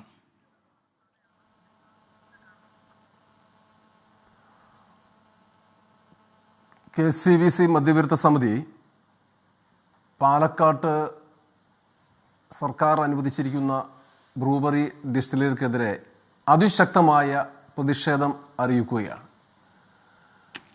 കുടിവെള്ളമില്ലാത്ത നാട്ടിൽ വെള്ളമടി പ്രോത്സാഹിപ്പിക്കുന്ന ഈ നയം വിരോധാഭാസമാണ്. എനിക്ക് ബഹുമാനായ കേരള മുഖ്യമന്ത്രി ശ്രീ പിണറായി വിജയനോടാണ് ചോദ്യവും ഉത്തരവും ഒക്കെ കൊടുക്കുവാനുള്ളത്. ബഹുമാനപ്പെട്ട മുഖ്യമന്ത്രി, അങ്ങ് തെരഞ്ഞെടുപ്പിനെ നേരിട്ടത്, അങ്ങയുടെ മുന്നണി തെരഞ്ഞെടുപ്പിനെ നേരിട്ടത് ഇവിടെ കോൺഗ്രസിന്റെ പ്രതിനിധി സൂചിപ്പിച്ചതുപോലെ തന്നെ തങ്ങൾ അധികാരത്തിൽ വന്നാൽ മദ്യം, അവർ പറഞ്ഞിരുന്ന പ്രധാനപ്പെട്ട ഒരു കാര്യം ഇതാണ്, മദ്യം കേരളത്തിൽ ഗുരുതരമായ സാമൂഹ്യ വിപത്തായി മാറിയിട്ടുണ്ട്. മദ്യത്തിന്റെ ലഭ്യതയും ഉപയോഗവും പടിപടിയായി കുറയ്ക്കാൻ സഹായകരമായ നയമായിരിക്കും ഇടതുപക്ഷ ജനാധിപത്യ മുന്നണി സർക്കാർ സ്വീകരിക്കുക. മദ്യവർജനത്തെ പ്രോത്സാഹിപ്പിക്കുന്നതിന് ഇന്നുള്ളതിനേക്കാൾ കൂടുതൽ ശക്തമായ ഇടപെടൽ സർക്കാരിന്റെ ഭാഗത്തു നിന്ന് ഉണ്ടാകും. ഇതിനായി സാക്ഷരതാ പ്രസ്ഥാനത്തിന്റെ മാതൃകയിൽ അതിവിപുലമായ ഒരു ജനകീയ ബോധവൽക്കരണ പ്രസ്ഥാനത്തിന് രൂപം നൽകും. ഡീഡിഷൻ സെന്ററുകൾ സ്ഥാപിക്കും. മദ്യവർജന സമിതിയുമായുള്ള സഹകരണം ശക്തിപ്പെടുത്തും. ഇതാണ് ഇടതുപക്ഷ ജനാധിപത്യ മുന്നണി അധികാരത്തിൽ വന്ന സമയത്ത് പൊതുജനത്തിന് നൽകിയ വാഗ്ദാനം. ആ വാഗ്ദാനത്തിന് ഘടകവിരുദ്ധമായി ഇടതുമുന്നണിയും ബഹുമാനായ പിണറായി സർക്കാരും ഒന്ന് ചിന്തിക്കണം. ഒന്നാം സർക്കാർ അധികാരത്തിൽ വരുമ്പോൾ, ഒന്നാം പിണറായി സർക്കാർ അധികാരത്തിൽ വരുമ്പോൾ വെറും 29 ബാറുകൾ മാത്രം ഉണ്ടായിരുന്നത് 8-8.5 വർഷമായപ്പോഴത്തേക്കും 1000-ലധികം ബാറുകൾ കേരളത്തിൽ വന്നിരിക്കുകയാണ്. അപ്പൊ ഇന്നിതാ കാണുന്നു 74 ബിയർ പാർലറുകൾ അനുവദിക്കുന്നു. കള്ളുഷാപ്പുകളുടെ കണക്ക് സർക്കാരിന് പോലും അറിയാമെന്ന് തോന്നുന്നില്ല. ബെഫ്കോയുടെ ഔട്ട്ലെറ്റുകൾ, കൺസ്യൂമർ ഫെഡിന്റെ ഔട്ട്ലെറ്റുകൾ എത്ര മാത്രമുണ്ട് എന്ന് കേരളത്തിലെ ഒരു സംഘടനകൾക്ക്, ഒരു രാഷ്ട്രീയ പാർട്ടികൾക്ക് പോലും അറിവുണ്ടോ എന്ന് എനിക്ക് തോന്നുന്നില്ല. കേരളത്തിന്റെ മുക്കിലും മൂലയിലും മദ്യശാലകൾ അനുവദിച്ചുകൊണ്ടിരിക്കുക. മദ്യശാലകളെ മൂട്ടിയിട്ട് നടക്കാൻ പറ്റാത്ത അവസ്ഥ. ഒരു സുപ്രഭാതത്തിൽ ഓരോ മുക്കിലും മൂലയിലും മദ്യശാലകൾ വന്നുകൊണ്ടിരിക്കുകയാണ്. ഇത് നിശ്ചയമായിട്ടും നിങ്ങൾ ജനങ്ങൾക്ക് കൊടുത്ത, പൊതുസമൂഹത്തിന് കൊടുത്ത, വോട്ടർമാർക്ക് കൊടുത്ത വാഗ്ദാനത്തിന് ഘടകവിരുദ്ധമായ നയത്തിലൂടെ നിങ്ങൾ പോയിക്കൊണ്ടിരിക്കുകയാണ്. മുഖ്യമന്ത്രി പറയുന്നത് ഇത് വ്യവസായ സൗഹൃദമാണ് എന്ന്. നാട്ടിലെ വ്യവസായങ്ങൾ മുഴുവൻ മറ്റു നാടുകളിലേക്ക് പോയിക്കൊണ്ടിരിക്കുക. അപ്പം പൊതുസമൂഹത്തിന്, പൊതുജനത്തിന് ഏറ്റവും ദൂഷ്യം ചെയ്യുന്ന ഒരു വ്യവസായത്തെ ഇവിടെ കൊണ്ടുവരുവാൻ, ഇവിടെ നിലനിർത്തുവാന് വാഗ്ദാനങ്ങൾ പറഞ്ഞ സർക്കാർ മുമ്പോട്ട് നീങ്ങിയാൽ അത് ഏറ്റവും വലിയ ജനദ്രോഹപരമായിരിക്കും. അതുകൊണ്ട് ഇത് ചെറുക്കപ്പെടേണ്ടതും തിരുത്തപ്പെടേണ്ടതുമാണ്, യാതൊരു സംശയവും വേണ്ട. എത്രയോ അപകടങ്ങൾ ഞങ്ങൾ എന്തുകൊണ്ടാണ് ഇതിനെതിരെ ചിന്തിക്കുന്നത്, സംസാരിക്കുന്നത്, പ്രതിഷേധിക്കുന്നത് എന്ന് ചോദിച്ചാൽ, നമ്മൾ അടുത്ത സമീപകാലത്തെ സംഭവങ്ങൾ മാത്രം നോക്കിയാൽ മതിയല്ലോ. മകൻ അമ്മയെ അടിച്ചു കൊല്ലുന്നു, മകൻ അങ്ങനത്തെ കേരളത്തിലെ ഈ അത്തരം സാധനങ്ങളിലേക്ക് നമുക്ക് വരാം, അത്തരം സംഭവങ്ങളിലേക്ക് വരാം. ഞാൻ ഒന്നിടപെടുകയാണ്, ഒരു ചെറിയ ഇടവേള എനിക്ക് പെട്ടെന്ന് എടുക്കണം, അതുകൊണ്ട് ഇടപെടുകയാണ്. ശ്രീ പ്രസാദ് കുരുവിള, താങ്കൾ പറഞ്ഞാൽ കേരളത്തിലെ ഈ സാമൂഹിക പ്രശ്നങ്ങൾക്ക് മദ്യവും മയക്കുമരുന്നും നമുക്ക് എത്രത്തോളം കാരണമാകുന്നുണ്ട് എന്ന വിഷയത്തിലേക്കാണ് താങ്കൾ പോകുന്നതെന്ന് എനിക്ക് മനസ്സിലായി. ഞാനൊരു ചെറിയ ഇടവേള എടുത്ത ശേഷം തിരികെ വരാം. വളരെ ചെറിയൊരു ഇടവേള. ആ ബ്രൂവറി വിഷയത്തിൽ ആരൊക്കെയാണ് ഉരുണ്ട് കളിക്കുന്നത്, എന്താണ് ഇതിൽ സുതാര്യത വരുത്തുന്നതിൽ എന്താണ് തടസ്സം, ഈ കാര്യമാണ് നമ്മൾ ചർച്ച ചെയ്യുന്നത്. ജേക്സി തോമസ് അല്പസമയത്തിനകം ഈ ചർച്ചയുടെ ഭാഗമാകും. CPM പ്രതിനിധിക്ക് ഇപ്പോൾ ഉന്നയിക്കപ്പെട്ട വിമർശനങ്ങൾ ചോദ്യങ്ങൾക്ക് മറുപടി പറയേണ്ട നേരം കൂടിയുണ്ട്. പാലക്കാട്ടെ കഞ്ചിക്കോട് എലപ്പുള്ളിയിൽ മദ്യനിർമ്മാണശാലയ്ക്ക് പ്രവർത്തിക്കാൻ അനുമതി നൽകിയ സർക്കാർ തീരുമാനത്തിന് പിന്നിൽ അഴിമതിയുണ്ടോ? ആ ആരോപണം ഉന്നയിച്ചവർക്ക് നേരെ മുഖ്യമന്ത്രി ഇന്ന് നൽകിയ മറുപടി സർക്കാരിന്റെ മദ്യനയത്തിന്റെ തുടർച്ചയായാണ് ഈ നടപടിക്രമങ്ങൾ എന്നും നിയമപരമായി എല്ലാ നടപടിക്രമങ്ങളും പൂർത്തിയാക്കിയാണ് ഈ പദ്ധതി നടപ്പാക്കാൻ പോകുന്നതും സംസ്ഥാനത്തേക്ക് നിക്ഷേപം വരുമ്പോൾ അതിനെ എതിർക്കുന്ന ഒരു സമീപനത്തോട് യോജിപ്പില്ല എന്നുമാണ്. ഈ പശ്ചാത്തലത്തിലാണ് എൻകൗണ്ടർ പ്രൈം എന്നീ വിഷയം ചർച്ച ചെയ്യുന്നത്. ഡോക്ടർ ജിൻഡോ നമ്മളോടൊപ്പം തുടരുന്നുണ്ട്. ഡോക്ടർ ജിൻഡോ, ഇതിനകത്ത് സന്ദീപ് വാര്യർ ഒരു പ്രധാനപ്പെട്ട ആരോപണം ഉന്നയിക്കുന്നു. സന്ദീപ് ഈ ഒയാസിസ് എന്ന കമ്പനിയുടെ ചരിത്രവും അതിൻ്റെ ഉടമയ്ക്ക് BJP രാഷ്ട്രീയ നേതാക്കളുമായിട്ടുള്ള ബന്ധവും ഒക്കെ പറഞ്ഞുകൊണ്ട് ഇതൊരു BJP CPIM കൂട്ടുകെട്ടിലാണ് ഈ കമ്പനി കേരളത്തിൽ പ്രവർത്തിക്കാൻ വരുന്നത് എന്ന ആക്ഷേപം ഉന്നയിക്കുകയാണ്. അങ്ങനെ ഒരു ആരോപണം കോൺഗ്രസിനുണ്ടോ? അല്ല, അതുകൂടി പരിശോധിക്കപ്പെടണമല്ലോ. കാരണം ഇപ്പോൾ CPM-ൻ്റെ നേതാക്കന്മാരും എക്സൈസ് മന്ത്രിയും കേരളത്തിൻ്റെ മുഖ്യമന്ത്രി അടക്കം എല്ലാവരും പറയുന്ന ഒരു കാര്യം എന്താ? കേന്ദ്ര സർക്കാർ ഷോർട്ട് ലിസ്റ്റ് ചെയ്ത കമ്പനിയാണ് ഒയാസിസ് കമ്പനി. കേന്ദ്ര സർക്കാർ ഷോർട്ട് ലിസ്റ്റ് ചെയ്യുന്ന മറ്റു എല്ലാ കമ്പനികളെ കുറിച്ചിട്ട് ആക്ഷേപമുണ്ട്. പല രീതിയിൽ ഈ രാജ്യത്തെ വിവിധ ഭരണഘടനാ സ്ഥാപനങ്ങളെ കേന്ദ്ര സർക്കാർ ഹൈജാക്ക് ചെയ്യുന്നു എന്നുള്ള ആക്ഷേപം നിലനിൽക്കുന്ന സാഹചര്യത്തിൽ അവർ പ്രത്യേകം ഷോർട്ട് ലിസ്റ്റ് ചെയ്ത ഒരു കമ്പനിക്ക് കേരളത്തിലെ CPM-ൻ്റെ സർക്കാർ അങ്ങ് അകമഴിഞ്ഞ് പിന്തുണ കൊടുത്ത് നല്ല കമ്പനിയാണെന്നുള്ള എൻഡോഴ്സ്മെൻറ്റ് കൊടുക്കുന്നു. സമാനമായ സാഹചര്യം നമ്മൾ കുറച്ചു കാലം മുമ്പ് എറണാകുളം നഗരത്തിലെ ബ്രഹ്മപുരം മാലിന്യ പ്ലാന്റിൽ 10-13 ദിവസക്കാലം തീയിട്ട് കേരളത്തിലെ മധ്യ കേരളത്തിലെ ആകാശപരിധിയിൽ 23 കിലോമീറ്റർ ചുറ്റളവിൽ വിഷപ്പുക കെട്ടി നിൽക്കുകയും സാധാരണ മനുഷ്യർ ശ്വാസം കിട്ടാതെ പ്രയാസപ്പെടുകയും ചെയ്യുന്ന സാഹചര്യത്തിൽ ആ മാലിന്യ കൊള്ളയ്ക്ക് നേതൃത്വം കൊടുത്ത കമ്പനിയെ മികച്ച കമ്പനിയെന്ന് എൻഡോഴ്സ് ചെയ്ത് കേരളത്തിൻ്റെ മുഖ്യമന്ത്രിയും തദ്ദേശ സ്വയംഭരണ വകുപ്പ് മന്ത്രിയും MP രാജേഷിനെ പോലുള്ള ആളുകളൊക്കെയാണ്. സമാനമായ സാഹചര്യമാണ് ഒയാസിസുമായി ബന്ധപ്പെട്ട് പറയുന്നത്. പഞ്ചാബിൽ നിരോധിക്കപ്പെട്ട ഒരു കമ്പനി, ഡൽഹി മദ്യനയ കേസിൽ അറസ്റ്റിലാക്കപ്പെട്ട മുതലാളിയുടെ കമ്പനി, ആ കമ്പനിയുടെ ആ വശങ്ങളൊന്നും കാണാതെ അവർ നടത്തിയ പരിസ്ഥിതി മലിനീകരണം, അവർ നടത്തിയ ജലചൂഷണം, അവർ നടത്തിയ കർഷക വിരുദ്ധ നിലപാടുകൾ, മനുഷ്യവിരുദ്ധ നിലപാടുകൾ, ഇതൊന്നും കാണാതെ കേന്ദ്ര സർക്കാർ ഷോർട്ട് ലിസ്റ്റ് ചെയ്തു എന്നുള്ള ഒറ്റ വാദം പറയുമ്പോൾ അതിൽ സംശയിക്കണം എന്ന് തന്നെയാണ് പറയുന്നത്. അതിനപ്പുറത്ത് ഇപ്പോൾ CPI നേതാക്കന്മാരുടെ അല്ല ഡോക്ടർ ജിൻഡോ, അതായത് സർക്കാർ പറയുന്നത് ആ ഭൂമിയിൽ ഒരു വ്യവസായം തുടങ്ങാൻ വേണ്ടി ഒരാൾ ഒരു നിക്ഷേപം ഇറക്കാൻ വേണ്ടി വരുമ്പോൾ അതിൽ പിന്നെ ആ കമ്പനി ബ്ലാക്ക് ലിസ്റ്റ് ചെയ്യപ്പെട്ടിട്ടുണ്ടോ, അല്ലെങ്കിൽ കേന്ദ്ര സർക്കാർ ലിസ്റ്റ് ചെയ്തിട്ടുള്ള കമ്പനിയാണോ, അവരുടെ പ്രവർത്തനക്ഷമത സംബന്ധിച്ചും അല്ലെങ്കിൽ മറ്റേതെങ്കിലും തരത്തിലുള്ള കേസുകൾ അല്ലെങ്കിൽ ഏതെങ്കിലും തരത്തിൽ ബ്ലാക്ക് ലിസ്റ്റ് ചെയ്യപ്പെട്ടിട്ടുണ്ടോ എന്ന കാര്യങ്ങളൊക്കെയല്ലേ സാധാരണ നിലയിൽ ഒരു സർക്കാർ പരിശോധിക്കേണ്ടതുള്ളൂ എന്നതാണ്. ഇതിൽ പിന്നെ ടെൻഡർ വിളിക്കേണ്ട കാര്യമില്ല. കാരണം അവരുടെ ഭൂമിയിൽ അവർ നിക്ഷേപം ഇറക്കാൻ വരുന്നു, അതിൽ നൽകേണ്ടുന്ന മറ്റ് സഹായങ്ങളാണ് വേണ്ടത്. പിന്നെ അതൊരു കുടിവെള്ള പ്രശ്നമാണെങ്കിൽ അങ്ങനെ നാട്ടുകാർക്ക് പ്രശ്നമുണ്ടെങ്കിൽ അത് പരിശോധിക്കാമെന്ന് മുഖ്യമന്ത്രി പറയുന്നു. ഇങ്ങനെയല്ലെങ്കിൽ പിന്നെ എങ്ങനെയാണ് ഈ നാട്ടിലേക്ക് വ്യവസായം വരിക എന്ന ചോദ്യത്തിന് എന്താണ് മറുപടി? അല്ല, ഇങ്ങനെയല്ലെങ്കിൽ പിന്നെ എങ്ങനെ വരുമെന്ന് ചോദിച്ചാൽ ആന്തൂറിലെ സാജൻ്റെ കുടുംബത്തോടും ഇന്നിപ്പോൾ കൊച്ചിയിൽ ഇന്ധനം നിറയ്ക്കാൻ വന്ന ടാങ്കർ ഉടമയോട് പണം ചോദിച്ചതിൻ്റെ അത്തരം കാര്യങ്ങളോ അവരോടൊക്കെ ചോദിക്കേണ്ടി വരും എങ്ങനെയാണ് വ്യവസായം വരേണ്ടതെന്ന്. അല്ലെങ്കിൽ വ്യവസായ മന്ത്രി P. രാജുവിനെ പോലുള്ള ആളുകൾ വിശദീകരിക്കണം. കേരളം വ്യവസായ സൗഹൃദമാണെന്ന് ഇവർ പുസ്തകം എഴുതിയിട്ട് കാര്യമില്ല, നാട്ടിൽ വരുന്ന വ്യവസായികൾക്ക് കൂടി തോന്നണമല്ലോ. ഇപ്പോൾ കേരളത്തിൽ തന്നെ അടച്ചുപൂട്ടപ്പെടുന്ന അല്ലെങ്കിൽ ഉൽപ്പാദനം കുറച്ചുകൊണ്ടിരിക്കുന്ന ഡിസ്റ്റിലറികളിൽ അവർക്ക് ആവശ്യമായിട്ടുള്ള വെള്ളം പ്രൊവൈഡ് ചെയ്താൽ തന്നെ ഈ പറഞ്ഞ കമ്പനിയേക്കാൾ കൂടുതൽ മദ്യം ഉൽപ്പാദിപ്പിക്കാൻ പറ്റും. അപ്പോൾ നിലവിലുള്ള അവിടുത്തെ തൊഴിലാളികളുടെ തൊഴിൽ നഷ്ടം ഇല്ലാതാക്കാൻ പറ്റും, അല്ലെങ്കിൽ ട്രാൻസ്പോർട്ടേഷൻ കോസ്റ്റ് കുറയ്ക്കാൻ പറ്റും, മദ്യത്തിന്റെ വില കുറയ്ക്കാൻ പറ്റും. മദ്യ ഉൽപ്പാദനം കുറഞ്ഞ ചെലവിൽ മദ്യപാനികൾക്ക് മദ്യം കൊടുക്കലാണ് സർക്കാരിന്റെ ഉദ്ദേശമെങ്കിൽ, തൊഴിൽ നൽകലാണ് സർക്കാരിന്റെ ഉദ്ദേശമെങ്കിൽ, മദ്യ കമ്പനികൾക്ക് അടിസ്ഥാന സൗകര്യം ഒരുക്കലാണെങ്കിൽ നിലവിലുള്ള കമ്പനികൾക്ക് അത് ആദ്യം ഉറപ്പ് കൊടുക്കണ്ടേ? അത് കൊടുക്കണ്ടേ? അപ്പോൾ ഇവിടെ മദ്യത്തിന് കൊടുക്കുന്ന പ്രയോറിറ്റിയേക്കാൾ മുൻപ് സാധാരണ മനുഷ്യർക്ക് കുടിവെള്ളം കൊടുക്കാൻ വാട്ടർ അതോറിറ്റിക്ക് കഴിയുന്നില്ല, കർഷകർക്ക് കൃഷിക്ക് ആവശ്യമായിട്ടുള്ള വെള്ളം കൊടുക്കാൻ ഇറിഗേഷൻ ഡിപ്പാർട്ട്മെന്റിന് കഴിയുന്നില്ല. അവിടെയാണ് പ്രത്യേക താല്പര്യമെടുത്ത് ഒയാസിസ് കമ്പനിക്ക് മദ്യനിർമ്മാണത്തിന് ഞങ്ങൾ വെള്ളം കൊടുക്കുമെന്ന് കേരളത്തിലെ മുഖ്യമന്ത്രി പറയുന്നത് വ്യവസായ സൗഹൃദ നിലപാടിന്റെ ഭാഗമാണ് എന്ന് പറഞ്ഞാൽ വിശ്വസിക്കാൻ പറ്റില്ല. ഈ നിലപാടുമായിട്ട് ഇവർ മുന്നോട്ട് പോയാൽ എലപ്പുള്ളി പഞ്ചായത്ത് കേരളത്തിലെ CPM-ന്റെ അന്ത്യം കുറിക്കുന്ന മറ്റൊരു നന്ദി ഗ്രാമമായി മാറുമെന്നുള്ള കാര്യത്തിൽ തർക്കം വേണ്ട. ഈ എക്സൈസ് മന്ത്രി CPI നേതാക്കന്മാരുടെ വീട്ടുപടിക്കിലേക്ക് തിടുക്കപ്പെട്ട് ഓടുന്നത് എന്തിനു വേണ്ടിയിട്ടാ? സെറ്റിൽമെന്റിന് വേണ്ടിയിട്ടല്ലേ? ഇടതുപക്ഷം എന്ന് പറഞ്ഞൊരു പക്ഷമില്ലാതായി കേരളത്തിൽ. ഇവരെ ഇടതുപക്ഷ ഇടതുപക്ഷമല്ല, തീവ്ര വലതുപക്ഷ. ഈ ജനങ്ങളെ സകല മേഖലയിലും സർവ്വവിധത്തിലും കൊള്ളയടിച്ചുകൊണ്ടിരിക്കുന്നു ഒരു സർക്കാർ. മദ്യം നിർബാധം ഒഴുക്കാൻ വേണ്ടിയിട്ട് മദ്യ കമ്പനികൾക്ക് ഒത്താശ ചെയ്യുന്ന ഒരു സർക്കാർ. സാധാരണ മനുഷ്യരുടെ വിലാപം കാണുന്നില്ല. കർഷകരെ സംരക്ഷിക്കാനാണ് ഉദ്ദേശിക്കുന്നതെങ്കിൽ അവർക്ക് താങ്ങുവില കൊടുക്കാൻ ഈ സർക്കാരിന്റെ നയം എന്താ?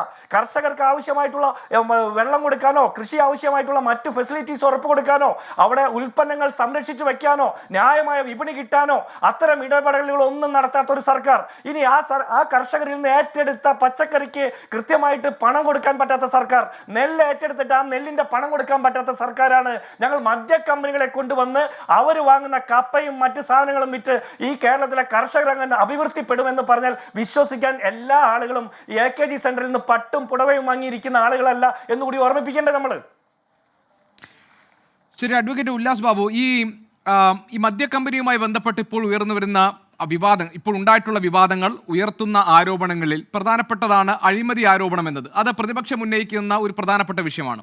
അതിന് അപ്പുറമാണ് പരിസ്ഥിതിവാദികളുടെ പ്രധാനപ്പെട്ട ഒരു ആശങ്കയായി നിൽക്കുന്നത്. അതായത് കുടിവെള്ളക്ഷാമം ഉണ്ടാക്കാൻ പോകുന്നു. ഭൂഗർഭജലം അതിൻ്റെ വിധാനത്തിൽ, അതിൻ്റെ തോതിൽ ഏറ്റവും അപകടകരമായ നിലയിൽ നിൽക്കുന്ന ഇടമാണ് ഈ പ്രദേശം. അതായത് റെഡ് സോൺ മാർക്ക് ചെയ്തിട്ടുള്ള പ്രദേശമാണ്. അവിടെ കമ്പനി ഒരു ഉറപ്പ് തരുന്നുണ്ട്, ഞങ്ങൾ ഭൂഗർഭജലം ഉപയോഗിക്കില്ല, പകരം ഈ മഴ കുഴികളിൽ നിന്ന് ജലസംഭരണികൾ, അവിടെ മഴ വെള്ളം സംഭരിച്ചിട്ടാണ് ഈ കമ്പനി പ്രവർത്തിക്കാൻ പോകുന്നത്, നാട്ടുകാർ അത് ബോധ്യപ്പെടുത്തിക്കൊണ്ടായിരിക്കും കമ്പനി മുന്നോട്ട് പോവുക എന്ന് ഒയാസിസ് കമ്പനി ഒരു വിശദീകരണം കൊടുത്തിട്ടുണ്ട്. പക്ഷേ ഇപ്പോൾ സർക്കാർ പറയുന്നത് എല്ലാം നിയമവിരുദ്ധമായേ ചെയ്യുള്ളൂ എന്നാണ്. അങ്ങനെയാണെങ്കിൽ അവിടെ ഒരു എൻവയോൺമെൻറ്റ് ഇമ്പാക്റ്റ് സർവേ ആവശ്യമാണല്ലോ, ഒരു പാരിസ്ഥിതിക ആഘാത സർവേ നടത്തണം, പഠനം നടത്തണം.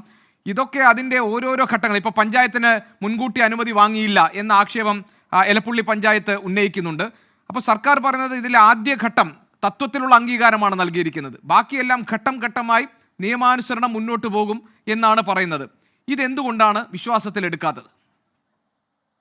അല്ല, അതിൽ വിശ്വാസത്തിൽ എടുക്കേണ്ട കാര്യമില്ല ഗോപികൃഷ്ണ. കാരണം ഒരു സർക്കാർ എന്ന് പറയപ്പെടുമ്പോൾ ആ സർക്കാരിന്റെ ഉത്തരവാദിത്വമാണ് ഒരു വിഷയം വരുന്ന സമയത്ത്, അല്ലെങ്കിൽ ഒരു അപേക്ഷ വരുന്ന സമയത്ത്, അല്ലെങ്കിൽ ഒരു ആവശ്യം അവർ നടപ്പിലാക്കാം, അല്ലെങ്കിൽ 650 കോടി രൂപ ഇന്ന മണ്ണിൽ ഞാൻ എന്റെ സ്വന്തം മണ്ണിൽ 24 ഏക്കർ മേടിച്ചു കൊടുത്ത ആളാരാന്നുള്ള കഥയിലേക്ക് നമുക്ക് പോകണ്ട. കാരണം അപ്പുക്കുട്ടൻ എന്ന് പറയപ്പെടുന്ന 4ാം വാർഡ് മെമ്പർ കൂടെ നിന്ന് മേടിച്ചു കൊടുത്ത സ്ഥലമാണ് 24 ഏക്കർ. ആ 24 ഏക്കർ ഞങ്ങൾ 650 കോടി രൂപ ചെലവാക്കിയിട്ട് ഇന്ന കാര്യങ്ങൾ ചെയ്യാൻ വരുന്നു എന്ന് പറയപ്പെടുമ്പോൾ എന്നോടോ ഗോപികൃഷ്ണനോടല്ലല്ലോ പറയുന്നത്, അതൊരു സർക്കാരിനോടല്ലേ പറയുന്നത്. അപ്പൊ സർക്കാരിന് അവിടെ 650 കോടി രൂപ ചെലവഴിച്ച് ഒരു സ്ഥാപനം വരുന്ന സമയത്ത് അതിന്റെ ഏതെല്ലാം തരത്തിലുള്ള പ്രയാസങ്ങൾ ആ സമൂഹത്തിനുണ്ടാവും, അവിടുത്തെ ജനങ്ങൾക്കുണ്ടാവും, ആ പ്രദേശത്തിനുണ്ടാവും, ആ പ്രദേശത്തിന് അനുയോജ്യമായ കാര്യമാണോ അവിടെ നടക്കുന്നത്, അതിന് പറ്റിയ ഒരു സംരംഭമാണോ വരുന്നത് എന്ന് മനസ്സിലാക്കാനുള്ള പ്രാപ്തിയും കഴിവുള്ള ഒരെണ്ണം ഈ സർക്കാരിന്റെ നേതൃത്വത്തിൽ ഇല്ല എന്നാണോ ഗോപികൃഷ്ണൻ നമ്മൾ വിശ്വസിക്കേണ്ടത്?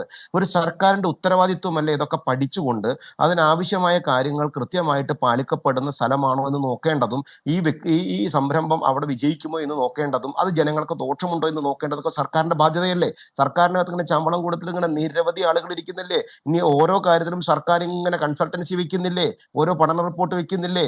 ആ കാര്യങ്ങളൊക്കെ നോക്കിയിട്ട് വേണ്ടേ സർക്കാർ ജനങ്ങളുടെ മുമ്പിലേക്ക് വിഷയം കൊണ്ടുവരാൻ? ഈ തിടുക്കം എന്തിനായിരുന്നു? ഈ തിടുക്കം നടത്തിയത് എന്തിനായിരുന്നു? ഈ തിടുക്കം നടത്തിയതിന്റെ പിന്നിലാണ് ഗോപികൃഷ്ണൻ നമുക്കൊരു വിഷയത്തിൽ അമിതമായ താല്പര്യവും അമിതമായ ആവേശവും കാണിക്കുന്നത് കണ്ടാൽ അതിൽ വളരെ കൃത്യമായിട്ട് അറിയാം എന്ത്, അതിന്റെ പുറകിൽ സംതിങ് റോങ് എന്ന് പറയപ്പെടുന്ന, റോങ് എന്ന് പറയപ്പെടുന്നത് ഇൻ ടേംസ് ഓഫ് മണി ആണോ, ഇൻ ടേംസ് ഓഫ് ഷെയർ ആണോ, ഇൻ ടേംസ് ഓഫ് മറ്റെന്തെങ്കിലും കാര്യങ്ങളാണോ എന്നുള്ളതാണ് ഇനി പുറത്തറിയാനിരിക്കുന്നത്. ഒരു സംശയവും വേണ്ട, ഇത് ആ നാട്ടിൽ വരില്ല ഗോപികൃഷ്ണ, ഇത് ആ നാട്ടിൽ വരില്ല. അതാ ജനങ്ങൾക്ക് ദോഷം വരുന്ന കാര്യമാണ്. അവിടെ ഒന്നാമത്തെ കാര്യം വരേണ്ട ഒരു ആവശ്യം കേരളത്തിനകത്തില്ല. രണ്ടാമത്തെ കാര്യം ഈ നാട്ടിൽ അത് വരേണ്ട കാര്യവും ഇല്ല. സ്വാഭാവികമായിട്ട് അത് കൃത്യമായിട്ട് തന്നെ അതിൽ സമരം ഉണ്ടാവും, പ്രക്ഷോഭം ഉണ്ടാവും. ഏത് അറ്റം വരെ പോകേണ്ട കാര്യമാണ് എങ്കിലും ആ അറ്റം വരെ പോയ പ്രക്ഷോഭം ഈ വണ്ടി കെട്ടും മടക്കി തിരിച്ചു പോകും. ഇതേ പിണറായി വിജയൻ ഇത് പിൻവലിക്കേണ്ട അവസ്ഥ വരും. ഈ രാജേഷ് ഒരു നാണവും ഉളുപ്പുമില്ലാതെ അതിന് ന്യായീകരിക്കേണ്ടി വരും. സ്വന്തം മണ്ണായിട്ടുള്ള പാലക്കാട് ജനങ്ങളോട് നീതി കാണിക്കാത്തൊരു വ്യക്തി എന്ന് പറഞ്ഞാൽ എന്നാ പിടച്ചിരുന്ന കൊക്കക്കോളേനെ തിരിച്ചുവിടാനായിട്ട് ഇങ്ങനെ അവിടെ പ്രസംഗിച്ച് അവിടെ സമരം നടത്തി എന്തൊക്കെ അഭ്യാസങ്ങൾ കാണിച്ച ഡിവൈഎഫ്ഐ നേതാവായിരുന്നു ഇന്നത്തെ എക്സൈസ് മന്ത്രി. ആ മന്ത്രി ഇന്ന് ഒരു വിഷമം കൂടാതെ അങ്ങോട്ട് പറയണതും ന്യായീകരിക്കണതും നിങ്ങൾ കണ്ടില്ലേ? അപ്പൊ അവിടെയൊക്കെയാണ് നമ്മൾ കാര്യം മനസ്സിലാക്കേണ്ടത്. ഇതിൽ കൃത്യമായിട്ടുള്ള ഒരു ടേംസ് ഉണ്ട്. ആ ടേംസ് അവർക്ക് ഗുണകരമാണ് എന്നുള്ളത് കൊണ്ട് ജനങ്ങൾ അതിനെ അംഗീകരിച്ചോളണമെന്നില്ലല്ലോ. ജനങ്ങൾക്ക് ദോഷകരമാണ് എങ്കിൽ ഇവിടുത്തെ രാഷ്ട്രീയ സംവിധാനങ്ങൾ കൃത്യമായിട്ട് അതിനെ എതിർക്കും. CPIയുടെ ഉമ്മർത്ത് പോയിട്ട് ഇരുന്നിട്ട് കാര്യം ബോധിപ്പിച്ചിട്ടൊന്നും കാര്യമില്ല. ബിനോയ് വിശ്വം പറഞ്ഞു കഴിഞ്ഞാലൊന്നും ഇവിടുത്തെ ജനങ്ങൾ കേൾക്കും. നിങ്ങൾ തരണ ഒരു കാര്യം കേൾക്കില്ല. ബിനോയ് വിശ്വം സംബന്ധിച്ചിട്ട് പാലക്കാട്ടേക്ക് ഞങ്ങൾ വരട്ടെ, CPI ഓക്കെ എന്നും പറഞ്ഞിട്ട് നമുക്ക് നോക്കാം. പാലക്കാട് ചിറ്റൂര് ഈ സാധനം വരൂ. അല്ല, അതിന് അവിടെ CPIയുടെ പ്രാദേശിക നേതൃത്വം എതിർപ്പ് പറഞ്ഞിട്ടുണ്ട്. ഇന്നിപ്പോ ബിനോയ് വിശ്വം തന്നെ പറഞ്ഞത് കുടിവെള്ളം മുട്ടിച്ചിട്ടുള്ള വികസനത്തിന് CPI കൂട്ടു നിൽക്കില്ല എന്നുള്ളതാണ്. അത് BJP വിശ്വാസം. അതൊരു തണുപ്പം പ്രതികരണല്ലേ? ബിനോയ് വിശ്വം എന്താണ് പറയേണ്ടത്? CPI പ്രാദേശിക നേതൃത്വം അല്ലെങ്കിൽ CPI എന്ന് പറയപ്പെടുന്ന രാഷ്ട്രീയ സംവിധാനം കൃത്യമായിട്ടുള്ള കാര്യങ്ങളെ പറയണില്ല. അവരുടെ ക്യാബിനറ്റിൽ അവരുടെ മന്ത്രിമാരുണ്ടല്ലോ, CPIയുടെ മന്ത്രിമാരല്ലേ. ബിനോയ് വിശ്വം കൃത്യമായിട്ട് പറഞ്ഞു വെള്ളം കൂടി മുട്ടിച്ചുകൊണ്ടല്ലോ അവിടെ ഈ പരിപാടി നടക്കില്ല എന്ന് കൃത്യമായിട്ട് അക്കമിട്ട് പറയണം അദ്ദേഹം. അത് ഞാൻ വരാം. ഡോക്ടർ ജിൻഡോ, ഇപ്പൊ CPIയുടെ സംസ്ഥാന സെക്രട്ടറി ഇന്ന് പറഞ്ഞത് ഈ കുടിവെള്ളം മുട്ടിക്കുന്ന ഒരു വികസനത്തിന് CPI കൂട്ടു നിൽക്കില്ല എന്നാണ്. പക്ഷെ അദ്ദേഹത്തിന് എങ്ങനെ ധാർമ്മികമായി അത് പറയാൻ പറ്റും? കാരണം ഈ CPI മന്ത്രിമാർ കൂടിയുള്ള മന്ത്രിസഭയാണ് ഇതിന് അംഗീകാരം നൽകിയിരിക്കുന്നത്. അപ്പോൾ അവർക്കൊരു കൂട്ടുത്തരവാദിത്തമുണ്ട്. എന്നിട്ട് CPIയുടെ സംസ്ഥാന സെക്രട്ടറി പുറത്തു പറയുന്നുണ്ട് അദ്ദേഹം ഈ കുടിവെള്ള പ്രശ്നം പ്രധാനപ്പെട്ടതാണ്, അങ്ങനെ ഒരു പ്രശ്നമുണ്ടെങ്കിൽ അതിൻ്റെ പേരിൽ ഒരു വികസനം വേണ്ട എന്നാണ് അദ്ദേഹം പറയുന്നത്. പ്രാദേശിക നേതൃത്വം CPIയുടെ പ്രാദേശിക നേതൃത്വം എതിർപ്പ് പറഞ്ഞപ്പോൾ CPM സംസ്ഥാന സെക്രട്ടറി പറഞ്ഞത് ചിലരുടെ അതൃപ്തിയൊന്നും ഞങ്ങൾ കാര്യമാക്കുന്നില്ല എന്നാണ്. അപ്പോൾ CPIയുടെ ഈ പരസ്യ പ്രതികരണങ്ങൾക്കൊന്നും ഒരു വിലയുമില്ല എന്നാണോ കോൺഗ്രസ് കരുതുന്നത്? അതോ ഈ പ്രതിഷേധത്തിൽ CPI കൂടെ നിർത്താൻ കഴിയും എന്ന് നിങ്ങൾ കരുതുന്നുണ്ടോ? അല്ല, ഞങ്ങൾ എന്തിനാ ഗോപി CPI പോലെയുള്ള പാർട്ടിയെ കൂടെ നിർത്തുന്ന ഇക്കാര്യത്തിൽ?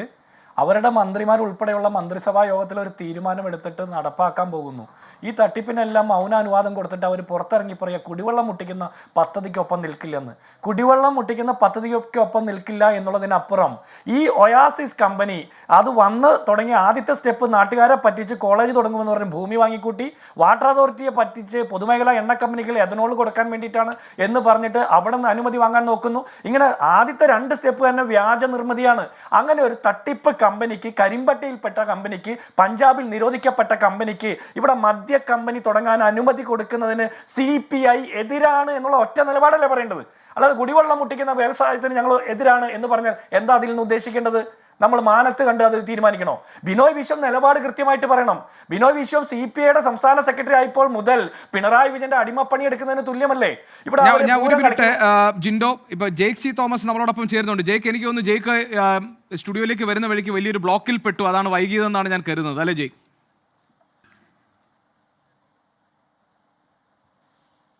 അതെ, തീർച്ചയായിട്ടും. അപ്പോൾ ജെയ്ക്ക് ഒരു 40 മിനിറ്റ് കഴിഞ്ഞു നമ്മുടെ ചർച്ച തുടങ്ങിയിട്ടെങ്കിലും പ്രധാനപ്പെട്ട 1-2 കാര്യം ഞാൻ ജെയ്ക്കിനോട് ചോദിക്കട്ടെ. ഇന്നിപ്പോൾ മുഖ്യമന്ത്രി സഭയിൽ ഈ ബ്രുവറി വിഷയത്തിൽ സർക്കാരിന്റെ നിലപാട് വ്യക്തമാക്കിയിട്ടുണ്ട്. അതായത് ഈ ബ്രുവറി വരാനിടയായ സാഹചര്യം, മദ്യനയത്തിൽ എന്താണ് ഇടത് സർക്കാർ പറഞ്ഞത്, ഈ കാര്യങ്ങളൊക്കെ അദ്ദേഹം പറഞ്ഞു. അപ്പോൾ CPI മന്ത്രിമാർ കൂടി ചേർന്നിട്ടുള്ള ഒരു മന്ത്രിസഭാ യോഗത്തിലാണ് തീരുമാനം ഉണ്ടായത്. അതിന് തൊട്ടു പിന്നാലെ MP രാജേഷ് MN സ്മാരകത്തിലെത്തി CPIയുടെ സംസ്ഥാന സെക്രട്ടറിയെ കണ്ടിരുന്നു. ഇന്ന് അദ്ദേഹം അത് സമ്മതിക്കുകയും ചെയ്തു. പക്ഷേ അതിനെ തുടർന്ന് ഇന്ന് CPIയുടെ സംസ്ഥാന സെക്രട്ടറിയോട് പ്രതികരണം ചോദിച്ചപ്പോൾ പറഞ്ഞത് കുടിവെള്ള പ്രശ്നം ഉണ്ടാക്കുന്ന ഒരു വികസനത്തിനും CPI കൂട്ടുനിൽക്കില്ല എന്നാണ്. അപ്പോൾ പിന്നെ ഏകാഭിപ്രായത്തിൽ ഉണ്ടായതാണോ ഈ തീരുമാനം എന്ന സംശയമുണ്ടല്ലോ. CPIക്ക് ഈ കാര്യത്തിൽ പൂർണ്ണ യോജിപ്പില്ല എന്നല്ലേ മനസ്സിലാകുന്നത്?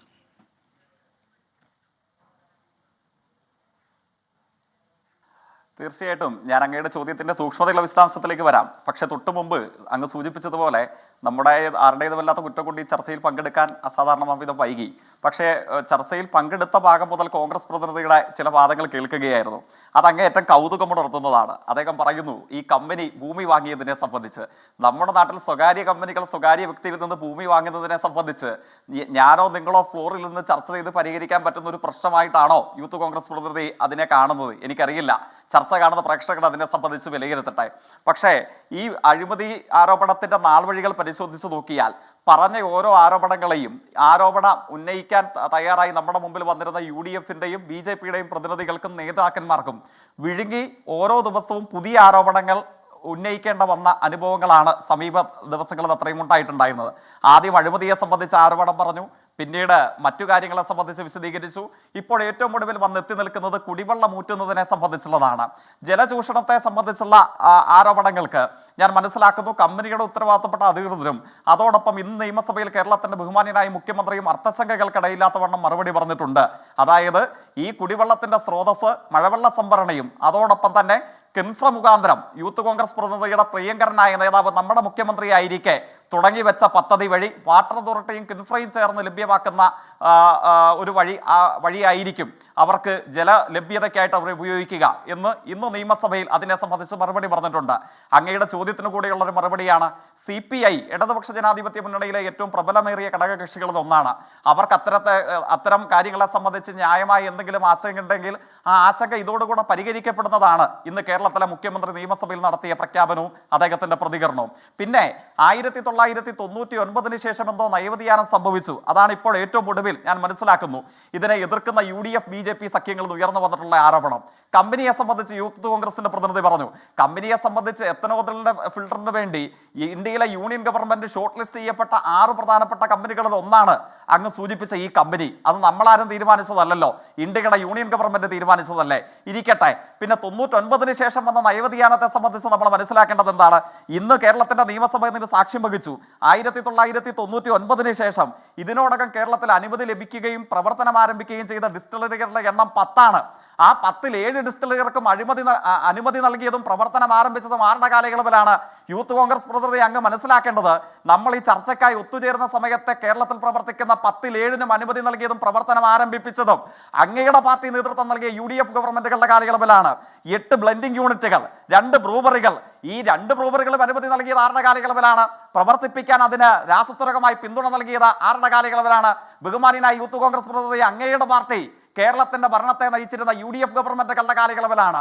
ആ കാലമൊക്കെ മറന്നിട്ടാണ്, അല്ലെങ്കിൽ ആ യാഥാർത്ഥ്യങ്ങളെയൊക്കെ മറച്ചു വെച്ചിട്ടാണ് ഇപ്പോ കേരളത്തിൽ ഏതാണ്ട് 650-ലധികം പേർക്ക് പ്രത്യക്ഷ തൊഴിലും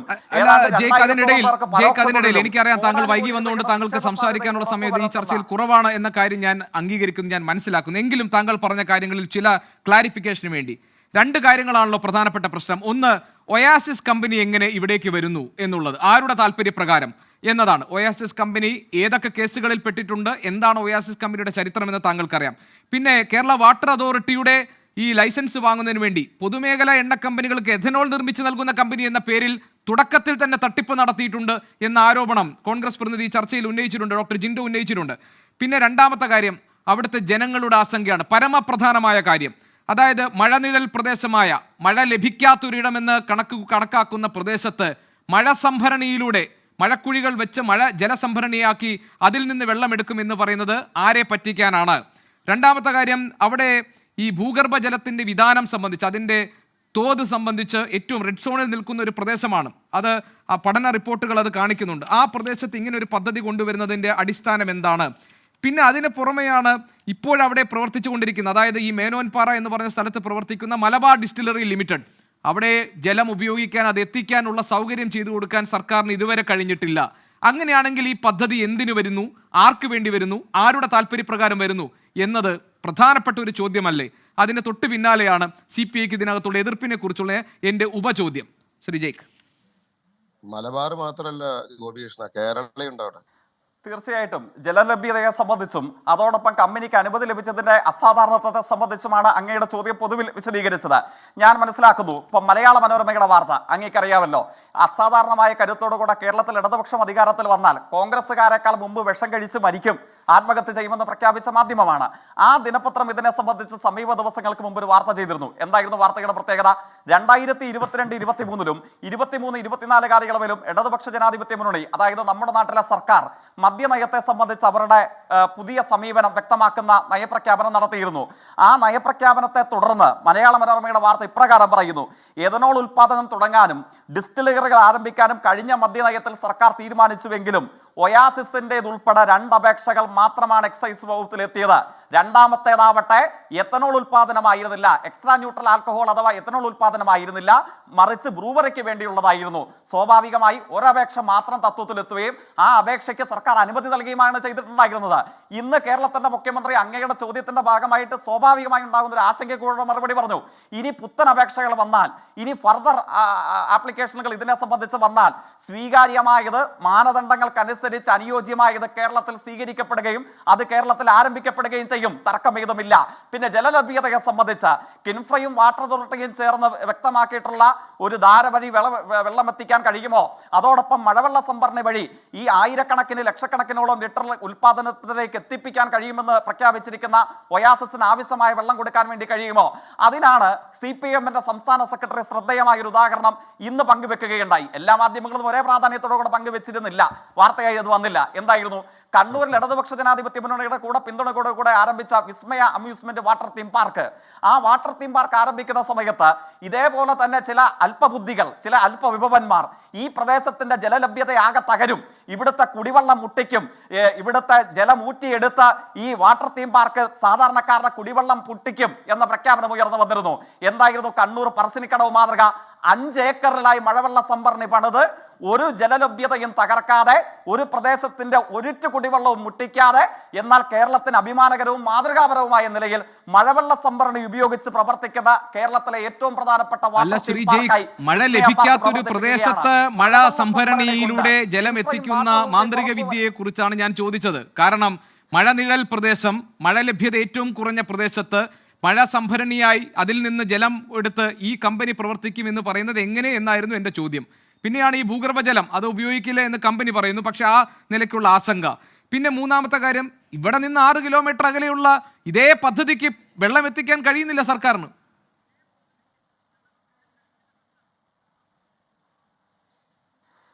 തീർച്ചയായിട്ടും മഴവെള്ള സംഭരണി മാത്രമല്ലല്ലോ ഞാൻ പറഞ്ഞത്. മഴവെള്ള സംഭരണി കേരളത്തിന്റെ അനുഭവത്തിൽ വ്യാവസായിക അടിസ്ഥാനത്തിൽ ഇത്തരം കാര്യങ്ങളെ നയിക്കുന്നതിൽ പര്യാപ്തമാണോ എന്ന ചോദ്യത്തിന് പരിമിതമായ അനുഭവത്തിൽ നമുക്ക് ചൂണ്ടിക്കാണിക്കാൻ കഴിയുന്ന ഒരു ഉദാഹരണം, വിജയകരവും മാതൃകാപരവുമായ ഉദാഹരണം ഞാൻ പങ്കുവെച്ചു എന്ന് മാത്രമേ ഉള്ളൂ. സംശയങ്ങൾക്കിടമില്ലാത്ത വണ്ണം ഇന്ന് ഫ്ലോറിലും കമ്പനിയും വ്യക്തമാക്കിയിട്ടുണ്ട്, ഭൂഗർഭജലത്തിന്റെ ഊറ്റല ഉപയോഗമോ ഇതിനെ സംബന്ധിച്ചുണ്ടാവുകയില്ല എന്ന് വ്യക്തമാക്കിയിട്ടുണ്ട്. പിന്നെ അങ്ങയുടെ ചോദ്യത്തിന്റെ ഭാഗമായിട്ട് ഉയർന്നു വന്നത് എന്താണ്? ഇങ്ങനെ പ്രവർത്തനം ആരംഭിക്കുന്നു എന്ന് പറഞ്ഞിരുന്ന മുമ്പ് സർക്കാർ അനുമതി കൊടുത്ത മലബാർ ഡിസ്റ്റിലറീസ് അവർക്ക് ഈ പറയുന്നത് പോലെ വെള്ളം എത്തിക്കാൻ കഴിഞ്ഞിട്ടുണ്ടോ? അതിന് അനുമതി കൊടുത്തത് UDF ഗവൺമെന്റിന്റെ കാലയളവിലായിരുന്നു. ഇപ്പോഴും അതിനെ സംബന്ധിച്ച് തെറ്റിദ്ധാരണാജനകമായ ഒരു പച്ചക്കള്ളം കേരളത്തിലെ പ്രതിപക്ഷ നേതാക്കന്മാർ നടന്നത് എന്താണ്? ജവാൻ ഉൾപ്പെടെയുള്ള മദ്യ ഉപയോഗത്തിനായിട്ടാണ് ഈ മലബാർ ഡിസ്റ്റിലറീസിന് അനുമതി കൊടുത്തത്, അത് അവിടെ നടക്കുന്നില്ല എന്നുള്ളതായിരുന്നു. കേരളത്തിൽ ഈ പറയുന്ന മദ്യം ഉപയോഗിക്കുന്നത് തിരുവല്ലയിലാണ്, തിരുവല്ല കേന്ദ്രീകരിച്ചുള്ള ഫാക്ടറിയിലാണ്. അവിടെ സുലഭമായി ജലലഭ്യതയ്ക്ക് യാതൊരു തടസ്സവുമില്ലാതെ ഭൂഗർഭജലത്തിന്റെ ഊറ്റലോ നാട്ടുകാർക്കും ജനങ്ങൾക്കും പ്രശ്നമില്ലാതെ തന്നെ സുഖകരമായി അനായാസകരമായി ആ പ്രക്രിയ നടക്കുന്നുണ്ട്. മലബാർ ഡിസ്റ്റിലറീസിന് സാങ്കേതിക അനുമതിയാണ് നൽകിയിട്ടുള്ളത്. അവിടെ എന്തുൽപ്പാദിപ്പിക്കണം, എങ്ങനെ ഉൽപ്പാദിപ്പിക്കണം എന്നുള്ള നയപരമായ തീരുമാനത്തിലേക്ക് ഗവൺമെന്റ് എത്താൻ വേണ്ടി പോകുന്നതേയുള്ള അത് ഇന്നത്തെ ഫ്ലോറിൽ കേരളത്തിന്റെ മുഖ്യമന്ത്രി സംശയങ്ങൾക്കിടമില്ലാത്തവണ്ണം വ്യക്തമാക്കിയിട്ടുമുള്ളതാണ്. ശ്രീ ജയ്ക്ക്, ഈ ബ്രുവറിയുടെ കാര്യത്തിൽ CPIയുടെ പ്രാദേശിക നേതൃത്വത്തിന്, പാലക്കാട് ജില്ലാ നേതൃത്വത്തിനുള്ള അതൃപ്തിയെക്കുറിച്ച് CPM സംസ്ഥാന സെക്രട്ടറിയോട് ചോദിച്ചപ്പോൾ അദ്ദേഹം പറഞ്ഞത് ആ അതൃപ്തിയൊന്നും കാര്യമാക്കേണ്ടതില്ല എന്നാണ്. അതുപോലെ തന്നെ CPIയുടെ സംസ്ഥാന സെക്രട്ടറി ഇന്ന് പറഞ്ഞ കാര്യവും കാര്യമാക്കേണ്ടതില്ല എന്നാണോ?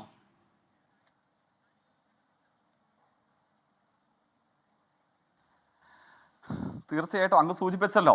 അതായത് CPIക്ക് ഈ കാര്യത്തിനകത്ത് സ്വാഭാവികമായി ചില ആശങ്കകൾ ഉണ്ടായിരുന്നു. ആ ആശങ്കകൾ ഞാൻ മനസ്സിലാക്കുന്നു.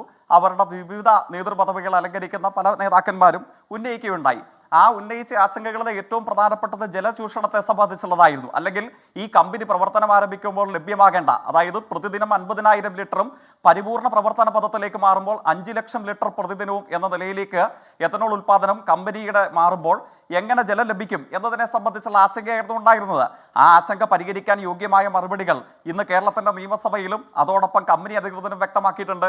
ഞാൻ മനസ്സിലാക്കുന്നു സത്യസന്ധമായും അതോടുകൂടെ ഇതിനെ സംബന്ധിച്ചുള്ള ആശങ്കകൾ CPI അടക്കം ഉന്നയിച്ചിട്ടുള്ള ആശങ്കകൾ പരിഹരിക്കാൻ കഴിയും എന്നുള്ളത് തന്നെയാണ്. ശരി, ഡോക്ടർ ജിൻഡോ. ഒറ്റ കാര്യം വേണു എനിക്ക് ഗോപി എനിക്ക് ചോദിക്കാനുള്ളൂ. ഒന്ന്, ഈ ജെയ്സി തോമസ് വിസ്മയ പാർക്ക് നടത്തിയ വിജയകരമായ മാതൃകയെക്കുറിച്ച് പറഞ്ഞല്ലോ. മഴവെള്ള സംഭരണി ഉപയോഗിച്ച് അമ്യൂസ്മെൻറ്റ് പാർക്ക് വിജയകരമായിട്ട് നടപ്പാക്കുന്ന പദ്ധതി. ഞാനൊരു കാര്യം ചോദിക്കുക, നിങ്ങൾക്ക് ഇത്രയും ദിശാബോധമുണ്ട്, ദീർഘവീക്ഷണമുണ്ട്. പാലക്കാട് ജില്ലയിൽ അതുപോലെ ഒരു മഴവെള്ള സംഭരണി ഉണ്ടാക്കി ആ ജില്ലയിലെ എലപ്പുള്ളി പഞ്ചായത്തിൽ അടക്കം വരുന്ന സാധാരണ മനുഷ്യർക്ക് കൃത്യമായിട്ട് കുടിവെള്ളം കൊടുക്കാൻ നിങ്ങൾക്ക് പറ്റുമോ? അവിടുത്തെ കർഷകർക്ക് അവരുടെ നെല്ലും കാർഷിക വിളകളും ഉണങ്ങിപ്പോകാതിരിക്കാൻ ഇറിഗേഷൻ നടത്താൻ നിങ്ങളുടെ കയ്യിൽ പദ്ധതി ഉണ്ടോ? അത് നടപ്പാക്കാൻ പറ്റുമോ? വിസ്മയ പാർക്കിന്റെ പദ്ധതി കണ്ണൂർ വെള്ളം കിട്ടുന്നത് കൊണ്ടാ, മഴ പെയ്തതുകൊണ്ടാ. പാലക്കാട് മഴ പോലും കിട്ടുന്നില്ല. അപ്പൊ നിങ്ങൾ മഴവെള്ള സംഭരണി ഉണ്ടാക്കുമെന്ന് എന്താണ് ഇതിൽ മുഖ്യമന്ത്രിയും നിങ്ങളുടെ ഈ പറഞ്ഞ കമ്പനി മാനേജ്മെന്റും ഒക്കെ മറുപടി പറഞ്ഞിട്ടുള്ളത്? നിങ്ങൾ ഈ നാട്ടിലെ വെള്ളം ചൂഷണം ചെയ്യാൻ തന്നെയാണ് പരിപാടി. അല്ലെങ്കിൽ നിലവിലുള്ള കമ്പനികൾക്ക് വെള്ളം കൊടുക്കാൻ പറ്റാത്ത, കർഷകർക്ക് വെള്ളം കൊടുക്കാൻ പറ്റാത്ത, കുടിവെള്ളം ഉറപ്പ് കൊടുക്കാൻ പറ്റാത്ത ഒരു സർക്കാരിന്റെ പ്രതിനിധി വന്നിരുന്ന് പറയാ ഞങ്ങൾ മഴവെള്ള സംഭരണി ഉണ്ടാക്കും, ആ പ്രശ്നത്തെ അവിടെ പരിഹരിക്കുമെന്ന്. നാട്ടുകാരുടെ ചോദ്യത്തിന് ഒന്നിനും ഉത്തരമില്ല. ജയ്ക്ക്,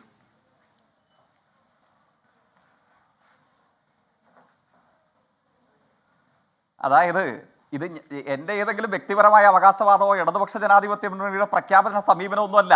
ഇത് കമ്പനി നടപ്പിലാക്കിയിട്ടുള്ള കരാറിൽ, കമ്പനി പ്രഖ്യാപിച്ചിട്ടുള്ള കരാറിൽ പറയുന്ന കാര്യങ്ങളാണ്. മഴവെള്ള സംഭരണത്തിന്റെ ഒരു അനുഭവം വിജയകരവും മാതൃകാപരവുമായ നിലയിൽ കേരളത്തിൽ വിജയകരമായി നടപ്പിലാക്കിയ ഒരു അനുഭവം ഞാൻ പങ്കുവെച്ചു എന്ന് മാത്രമേ ഉള്ളൂ. പാലക്കാട് മഴ പെയ്യാത്ത പ്രദേശമാണ് എന്ന തീർപ്പിലേക്ക് നമുക്കാർക്കും എത്താൻ കഴിയില്ലല്ലോ. മഴവെള്ള കോൺഗ്രസ് നേതാവ് മറന്നുപോയി. അതുപോലെ ഒരു മാതൃകാ പദ്ധതി എന്തുകൊണ്ട് പാലക്കാട് നടപ്പാക്കുന്നില്ല? നിങ്ങൾ സാധാരണക്കാർക്ക് കുടിവെള്ളം ഉറപ്പ് നൽകാൻ അത്ര ഒരു പദ്ധതി എന്തുകൊണ്ട് നടപ്പാക്കുന്നില്ല? വിസ്മയ പാർക്കിന്റെ സമാനമായിട്ടുള്ള ഒരു മാതൃകാ പദ്ധതി പാലക്കാട് എന്തുകൊണ്ട് നടപ്പാക്കാൻ ഈ സർക്കാരിന് പറ്റിയില്ല?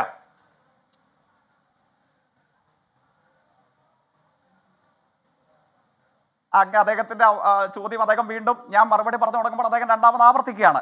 ഇനി അദ്ദേഹം 2 തവണ അദ്ദേഹത്തിന്റെ ചോദ്യം ആവർത്തിച്ചു എന്നുള്ളത് കൊണ്ട് ഇനി ഞാൻ പറയുന്ന മറുപടിയിൽ ഇടപെടില്ല എന്ന് ഞാൻ ആഗ്രഹിക്കുകയാണ്, കരുതുകയാണ്. എന്തായാലും യൂത്ത് കോൺഗ്രസ് നേതാവിനോട് ഞാൻ പറഞ്ഞു, മഴവെള്ള സംഭരണി ജലലഭ്യതയെ സംബന്ധിച്ചുള്ള കമ്പനിയുടെ കരാറിലെ ഉപാധികളിൽ ഒന്നാണ്. അതിന്റെ വിജയകരമായ ഒരു അനുഭവം വടക്കേ മലബാറിലും കേരളത്തിലും ഉണ്ട് എന്നത് ഞാൻ സൂചിപ്പിച്ചതുമാണ്. ഭൂഗർഭജലം ഊറ്റാതെ, മറ്റ് ജനങ്ങളുടെ കുടിവെള്ള പ്രശ്നത്തിന് തുരങ്കം വെക്കാതെ, അവരുടെ ജലലഭ്യതയെ തകർക്കാതെ കേരളത്തിൽ വ്യാവസായിക അടിസ്ഥാനത്തിൽ മഴവെള്ള സംഭരണി പ്രവർത്തിപ്പിച്ച് വിജയിപ്പിച്ച അനുഭവം ഞാൻ പങ്കുവെക്കുക മാത്രമാണ് ചെയ്തത്. ഇതിലെ ഏറ്റവും സുപ്രധാനമായ ജലലഭ്യതയുടെ സ്രോതസ് ഏതാണ്? അത് ഞാൻ എൻ്റെ അവസരത്തിൽ പറഞ്ഞതല്ലേ. എൻ്റെ യൂത്ത് കോൺഗ്രസ് നേതാവ് അതിനോട് മാത്രം മിണ്ടാട്ടം മുട്ടി. അങ്ങയുടെ നേതാവ്, നമ്മുടെ കേരളത്തിന്റെ മുൻ മുഖ്യമന്ത്രി 2011-16 കാലയളവിൽ ആ കസേരയിൽ അമർന്നിരുന്ന കാലയളവിൽ പ്രഖ്യാപിക്കുന്ന പദ്ധതിയുണ്ട്. ആ പദ്ധതി വഴി തന്നെയാണ് ഇപ്പോൾ നിങ്ങൾ എതിർക്കുന്ന ഈ കമ്പനികളുടെ ജലലഭ്യതയുടെ മുഖ്യ സ്രോതസ്, അതിന്റെ മുഖ്യ ധാരകതാണ്. അങ്ങ് അതിനെ മറന്നിട്ട് ഇതിലേക്ക് മാത്രം പിടിക്കേണ്ടതില്ല. ഞാൻ പിന്നെ അങ്ങോട്ട് ചോദിച്ചല്ലോ, ഈ വിസ്തൃതിയെ സംബന്ധിച്ച കിൻഫ്രയ്ക്ക് വാട്ടർ അതോറിറ്റി കൊടുക്കുന്നു, എന്നിട്ട് കിൻഫ്ര വെള്ളം കൊടുക്കുന്നു. അതാണ് ന്യായമാണ് ജയിക്കെ പറയുന്നത്. അപ്പൊ പിന്നെ കമ്പനിയുടെ മഴവെള്ള സംഭരണി എന്നുള്ള നിങ്ങളുടെ അഭിപ്രായം എങ്ങനെയാ തള്ളിപ്പോകുന്നത്? ആ ആർഗ്യുമെന്റ് അപ്പൊ തന്നെ തീർന്നില്ലേ? വാട്ടർ അതോറിറ്റിക്ക് കിൻഫ്രയ്ക്ക് കൊടുക്കുന്ന വെള്ളം കിൻഫ്ര മദ്യ കമ്പനിക്ക് കൊടുത്താൽ ആ വെള്ളം യഥാർത്ഥത്തിൽ ആരുടെയാ? വാട്ടർ അതോറിറ്റിയുടെ വെള്ളം. എന്ത് ന്യായമാണ് ജയിക്കെ ഈ പറയുന്നത്? അപ്പൊ പിന്നെ കമ്പനിയുടെ മഴവെള്ള സംഭരണി പിന്നെ എന്തിനാ? കാണാനാണോ? കമ്പനി മുതലാളിമാർക്ക് നീന്തി കുളിക്കാനാണോ?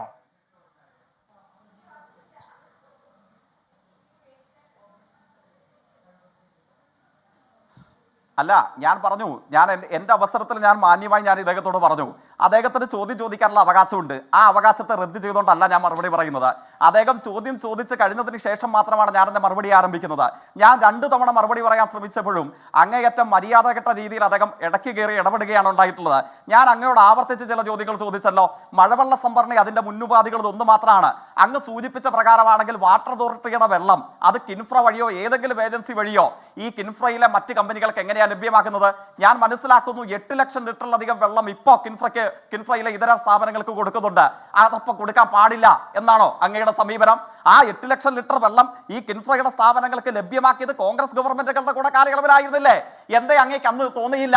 എലപ്പുള്ളി പഞ്ചായത്തിലെയും പാലക്കാടെയും കർഷകർക്കും പാവങ്ങൾക്കും വെള്ളം കൊടുത്തിട്ട് മതി കേരളത്തിന്റെ മുഖ്യമന്ത്രിയായ കോൺഗ്രസ് നേതാവേ നിങ്ങൾ കിൻഫ്രയിലേക്ക് വെള്ളം ഉണ്ടാക്കുന്നത് എന്ന് പറയാൻ അങ്ങേക്ക് എന്താ തോന്നിയില്ല? അത് അന്ന് അങ്ങയുടെ നാവ് കാശിക്ക് പോയോ? കേരളത്തിൽ വ്യവസായ സ്ഥാപനങ്ങൾ വേണം. നിങ്ങളുടെ കാലയളവിൽ ഇന്ത്യയിൽ 28 ആയിരുന്നു. ഇപ്പൊ കേരളം ഇന്ത്യയിൽ 1ാം സ്ഥാനത്താണ്. എങ്ങനെ വന്നതാണ്? മാറിയ സമീപനങ്ങൾക്ക് അനുസരിച്ച് കേരളത്തിലെ വ്യവസായ നിക്ഷേപ സാധ്യതകൾ, കേരളത്തിന്റെ പശ്ചാത്തല സൗകര്യ വികസനം അതിനെ കീഴ്മേൽ മറിച്ചു. ആര് മറിച്ചു? നിങ്ങളുടെ കാലയളവിൽ ഇന്ത്യയിൽ ഏറ്റവും പുറകിലായിരുന്ന സംസ്ഥാനത്തെ ഞങ്ങളുടെ കാലയളവിൽ 8 വർഷം കൊണ്ട് ഇന്ത്യയിൽ 1-ാം സ്ഥാനത്ത് എത്തിച്ചോ. ആ ട്രാക്ക് റെക്കോർഡ് ചൂണ്ടിക്കാട്ടിയിട്ടാണ് ഇത്തരം സ്ഥാപനങ്ങൾ വരുന്നത്. ശരി, അഡ്വക്കേറ്റ് ഉല്ലാസ് ബാബുവിലേക്ക് പോവാണ്. അഡ്വക്കേറ്റ് ഉല്ലാസ് ബാബുവിലേക്ക്. വാട്ടർ അതോറിറ്റിയുടെ വെള്ളം കിൻഫ്ര മുഖാന്തരം വ്യവസായ പാർക്കുകൾക്ക് കൊടുത്തപ്പോൾ അന്ന് പ്രയാസമില്ല. ഇപ്പൊ അതേപോലെ കൊടുക്കുമെന്ന് പറയുമ്പോൾ യൂത്ത് കോൺഗ്രസ് നേതാവിന്റെ നെഞ്ചു തകരുന്നു അല്ലേ? പാവങ്ങൾക്ക് വെള്ളം കൊടുത്തിട്ട് മതി വ്യവസായികൾക്ക് വെള്ളം കൊടുക്കാൻ എന്ന് പറയുന്നു. നിങ്ങളുടെ കാലയളവിൽ